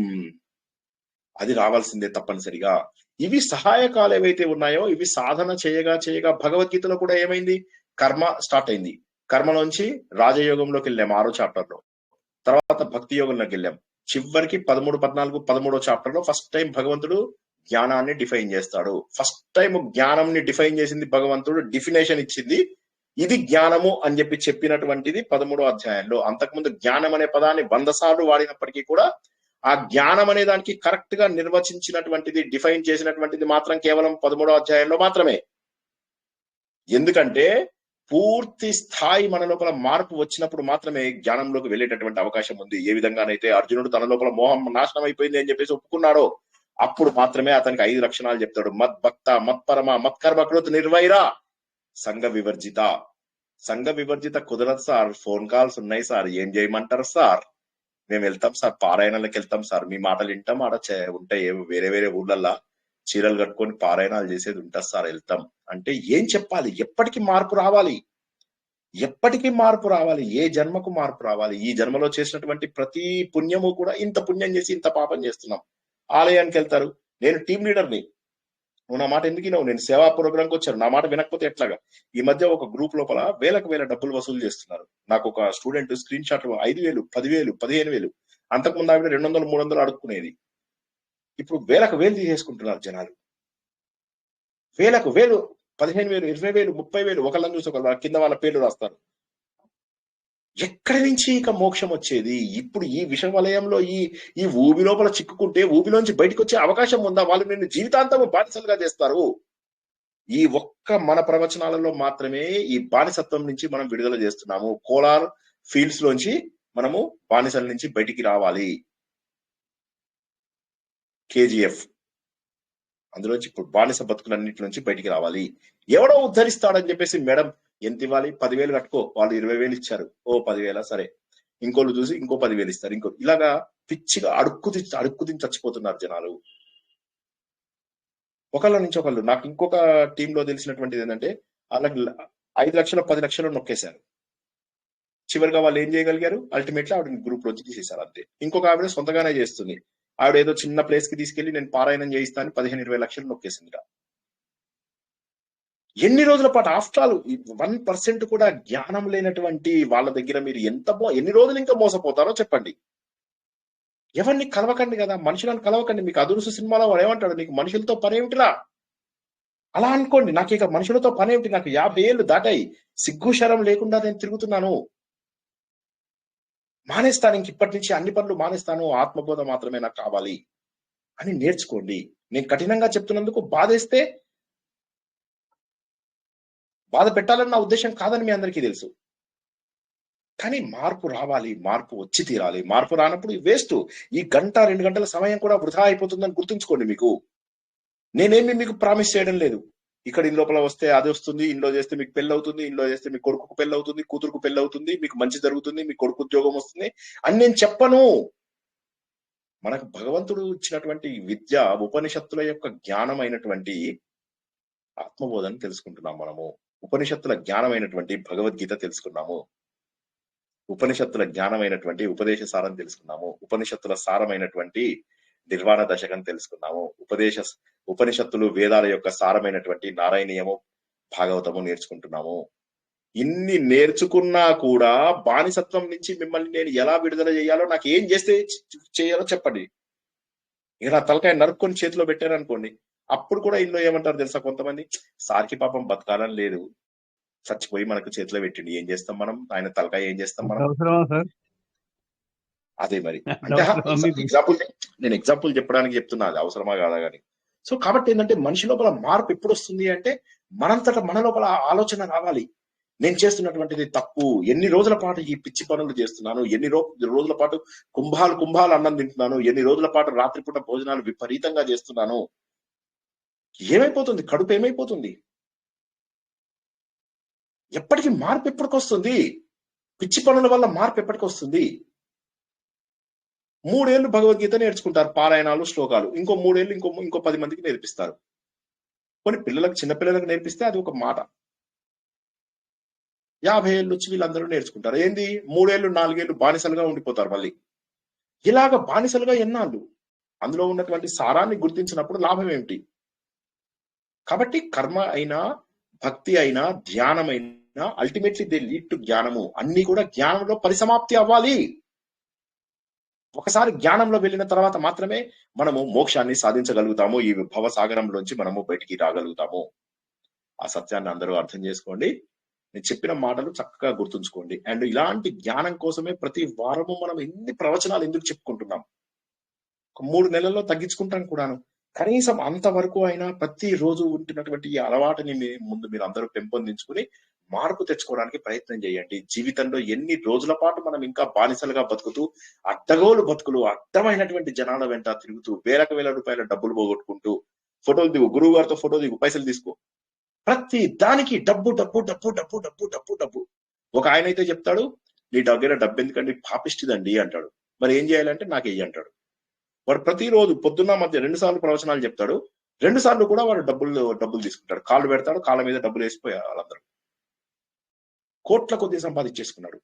ఈ మధ్య సన్యాసులు కూడా సంపాదిస్తున్నారు. సన్యాసులు కూడా, మొన్న సన్యాసి పెద్ద కారు కొన్నాడు, 25 లక్షల కారు కొన్నాడు వాడు. ప్రవచనకర్తలందరూ పెద్ద పెద్ద విమానాలు లాంటి కార్లు కొనుక్కొని తిరుగుతూ ఉంటారు. ఎన్ని రోజుల పాటు మన జీవితం అక్కడే ఉంటుంది. మనకి ఏమవుతుందంటే స్టేడియంలో కూర్చొని చప్పట్లు కొడుతున్నాం, సచిన్ టెండూల్కర్ లెజెండ్ అయిపోతున్నాడు, పోయి మెస్సీ పక్కనే నిలబడి ఫోటో దిగుతాడు. మీరేం చేస్తున్నారు, 10,000 టికెట్ కొనుక్కొని మెస్సీ కనిపించాడు, ఒక్క నిమిషం కూడా కనిపించాడు, మన లైఫ్ మెస్సీ అయిపోతుంది. అయిపోయి మనం ఏం చేస్తాము, ఆ స్టేడియాన్ని బద్దలు కొట్టడము, లేకపోతే స్టేడియాన్ని నాశనం చేయడం. కలకత్తా చూడండి ఒకసారి, చూసారా లేదా ఎవరన్నా? నేను చెప్తున్నది మీకు వింతగా ఉందా, లేకపోతే ఎవరైనా చూసారా కలకత్తాది? హలో, కలకత్తాలో ఏం జరిగిందో తెలియదు. అదే మరి మన హైదరాబాద్ లో కూడా రేవంత్ రెడ్డి బాగా చేయించాడు. కానీ మరి కలకత్తాలో ఎంత దారుణంగా అయింది. 10,000 రూపాయలు టికెట్లు పెట్టుకుని వచ్చి చూస్తే సచిన్ టెండూల్కర్ మాత్రం ఫోటోలు దిగుతున్నాడు, రేవంత్ రెడ్డి మాత్రం ఫోటోలు దిగుతాడు. 10,000 కట్టుకున్న వాళ్ళ సంగతి ఏంటి? సో మనం అలాగా చప్పట్లు కొడుతూ, క్లాప్స్ కొడుతూ స్టేడియంలో ఉండిపోదామా, లేకపోతే సచిన్ టెండూల్కర్ లాగా యాచీవర్ అవుదామా? ఆలోచించాలి. ప్రతి ఒక్కరికి కూడా సచిన్ టెండూల్కర్ లాగా యాచీవర్ అయ్యేటటువంటి అవకాశం ఉంది. ప్రతి ఒక్కరు కూడా మోక్షం లోపల వెళ్ళగలడు. మోక్షాన్ని సాధించగలిగేటటువంటి శక్తి ప్రతి ఒక్కరి లోపల కూడా భగవంతుడు ఇచ్చాడు. ఏ ఒక్కడికో ఇవ్వలేదు. అందరిలో సమానంగా ఇచ్చినటువంటి శక్తిని మనం ఉపయోగించుకోకుండా మనము ఇక్కడ ఉన్నటువంటి బంధాల కోసమే ఎన్ని రోజులు బాధపడుతూ ఉంటాము. అసత్యాన్ని సత్యంగా భావిస్తూ నిద్రలోనే స్వప్నంలోనే ఉంటూ ఈ స్వప్నమే శాశ్వతం అంటూ ఎన్ని రోజుల పాటు కళ్ళు తెరవకుండా ఉంటాము. కళ్ళు తెరవాల్సిన అవసరం లేదా? ఒకసారి ఆలోచిస్తే సత్యం బోధపడుతుంది. స్టేడియంలో కూర్చొని చప్పట్లు కొట్టడం కాదు. మీ డబ్బులతో అక్కడ బిల్డింగులు కడుతున్నారు, మఠాల మీద మఠాలు, పీఠాల మీద పీఠాలు, అనవసరమైనవి వందల కొద్ది ఆలయాలు కడుతున్నారు. ఒక్క తమిళనాడులోనే 20,000 ఆలయాలలో ఒక్క పూట కూడా దీపం పెట్టని ఆలయాలు ఉన్నాయి తెలుసా? ఒక్క తమిళనాడులోనే 20,000 ఆలయాలు, ఒక్క పూట కూడా దీపం పెట్టని ఆలయాలు ఉన్నాయి తెలుసా మీకు? 50,000 ఆలయాలు ఒక్క తమిళనాడులోనే. నెలకి 5,000 రూపాయల కంటే తక్కువ సంపాదిస్తున్న ఆలయాలు ఉన్నాయి. నెలకు నేను చెప్తున్నది. ఎందుకు ఇన్ని ఆలయాలు కట్టిస్తున్నారు? ఉన్న ఆలయాలని భద్రపరచలేరా? ఉన్న ఆలయాలని మనం గొప్పగా చూసుకోలేమా? ఎక్కడో తిరుపతిలో చేస్తేనే సేవనా? నీ ఇంటి పక్కన ఒకడు ఆర్తుడు అర్ధార్థుడు కనిపిస్తే వాడికి సహాయం చేయడం కాదా? గుండె చెరువు అయిపోదా? ఒకటి కష్టం చూసినప్పుడు వైష్ణవ జనతో తేనే కహియో జెప్పీర్ పరాయి జానేరే. అవతల వాడి కష్టాన్ని చూసినటువంటి వాడు మాత్రమే నిజమైనటువంటి మనిషి. బ్రాహ్మణులను పూర్వకాలంలో పురోహితులు అనేవాళ్ళు, పురమునకు హితం చేసేవాళ్ళు. మనం ఇవన్నీ చేయకుండా ఎవడో అడ్డగోలుగా తీసుకెళ్లే వాడి దారి లోపల వెళ్ళిపోతూ ఎప్పటికీ ఆత్మజ్ఞానం రావాలి. కర్మ సరిగా చేయం, భక్తి సరిగా లేదు, ధ్యానము సరిగా రాదు. మరి ఎప్పటికీ జ్ఞాన మార్గంలోకి వస్తాం? ఇప్పుడు ఎప్పుడు వస్తామో నేను చెప్పి క్లోజ్ చేస్తా. ఎప్పుడు వస్తుందో తెలుసా? ఇలా అనుకోండి, వచ్చేస్తుంది మీకు. ఒక్క క్షణంలో వస్తుంది. ఒక్కరోజు ఆలోచించండి. ఒకరోజు ఆలోచించిన తర్వాత ఒకే ఒక్కరోజు ఇలా వస్తుంది. ఆయన ఏమన్నాడు? మోకో కహా ఢూండే రే బందే మై తో తెరే పాస్ మే, మోకో కహా ఢూండే రే బందే అని చివరికి ఏమంటాడు? ఖూజే తో తురత్ మిల్ జావు ఎక్ పల్ కీ తలాష్ రే, कहते कबीर सुनो भाई साधो, कहते कबीर सुनो भाई साधो, मैं हूँ तेरी विश्वास में, मैं तो तेरे पास में, मैं तो तेरे पास में, मोको कहाँ ढूंढे रे बंदे, मैं तो तेरे पास, मोको कहाँ ఎక్కడెక్కడ వెతుకుతావు నా కోసం? నేను నీ హృదయంలో ఉన్నాను. ఖూజేతో ఇలా వెతికామంటే ఒక్క సెకండ్ లో నీకు దొరుకుతాను. ఒక్క సెకండ్ లో దొరికే నా కోసము ఎక్కడెక్కడో వెతుకుతున్నావు, ఏవేవో అడ్డగోలు పనులు చేస్తున్నావు. ఎందుకయ్యా? నామై జప్ మే, నామై తప్ మే, నా ఏకాంత నివాస్ మే, నామై నా మందిర్ మే, నా మస్జిద్ మే, నా మందిర్ మే, నా మస్జిద్ మే, ना काबे कैलाश में, मैं तो तेरे पास में, मैं तो तेरे पास में, मोको कहाँ ढूंढे रे బందే. ఎక్కడెక్కడ వెతుకుతావు నన్ను? నీ లోపల ఉన్నా నేను, నీతోటే ఉన్నాను, నువ్వే అయి ఉన్నాను. ఎక్కడెక్కడ వెతుకుతున్నావు నువ్వు? హిరణ్యకశిపుడు కూడా అన్ని చోట్ల వెతికాడు విష్ణుమూర్తి కోసం. నారదుడు వచ్చి అడుగుతాడు, దేవుడా నీ కోసం హిరణ్యకశిపుడు వెతికాడు, నువ్వు ఎక్కడా దొరకలేదు, ఇన్ని లోకాలు వెతికాము అంటే, వాడి హృదయంలో ఉన్నానయ్యా, అక్కడ తప్ప వాడు అన్ని చోట్ల చూసుకుంటాడు. అందరికీ ఆత్మజ్ఞానం ఎంతలో వస్తుంది తెలుసా? ఇలా వస్తుంది అంతే. ఒక్క సెకండ్ లో వచ్చి తీరుతుంది. కొద్ది ఆలోచన. ఈ మార్గాలన్నీ కఠినమైనటువంటి మార్గాలు. ఆత్మజ్ఞానం అనేటటువంటిది విమానంలో ఎక్కినట్టే. ఒక్క సెకండ్ లోపల మనము భగవంతుడి దారి లోపలికి ఆత్మశక్తిని తెలుసుకునేటటువంటి అవకాశం ఉన్నది. అటువంటి గొప్ప మార్గాన్ని మనం వదిలి అనవసరమైనటువంటి విషయాలలో సమయాన్ని వృధా చేయకూడదు. ఇక రేపు అమోఘమైనటువంటి చైతన్య శక్తి ఏదైతే ప్రపంచమంతా వ్యాప్తి చెంది మన లోపల ఉన్నటువంటి అజ్ఞానాన్ని పోగొడుతుందో అది ఆదిత్య హృదయము. గత వారము మహోన్నతమైనటువంటి విషయాలు తెలుసుకున్నాము. మీ అందరికీ కూడా చాలా నచ్చింది. ఆ ఆదిత్య హృదయం రేపు మనము 2వ తరగతిని తెలుసుకుంటాం. అందరూ కూడా ఆలోచన ద్వారా మాత్రమే భగవంతుడిని చేరుకోగలరు. ఈ విషయాన్ని అందరూ గుర్తుంచుకోండి. ఆలోచన లేకుండా భగవంతుడు దొరకడు. అందరూ ఆ స్థాయికి వెళ్తారని ఆశిస్తూ ఈ రోజు ప్రవచనాన్ని ఇక్కడికి ముగించుకుందాం. పునర్దర్శనం రేపు రాత్రి 9 గంటలకు మహోన్నతమైనటువంటి ఆదిత్య హృదయం ప్రవచనం ద్వారా. అప్పటి వరకు ఈ ఆలోచనలతో గడుపుతూ ఆత్మబోధని సరైనటువంటి దారిలో అర్థం చేసుకుంటారని ఆశిస్తూ ఈరోజు ప్రవచనాన్ని ముగించుకుంటున్నాము. అందరికీ కూడా జై శ్రీకృష్ణ, శుభరాత్రి, శుభం. జై శ్రీకృష్ణ సార్. జై శ్రీకృష్ణ కృష్ణ సార్. జై శ్రీకృష్ణ. జై శ్రీకృష్ణ.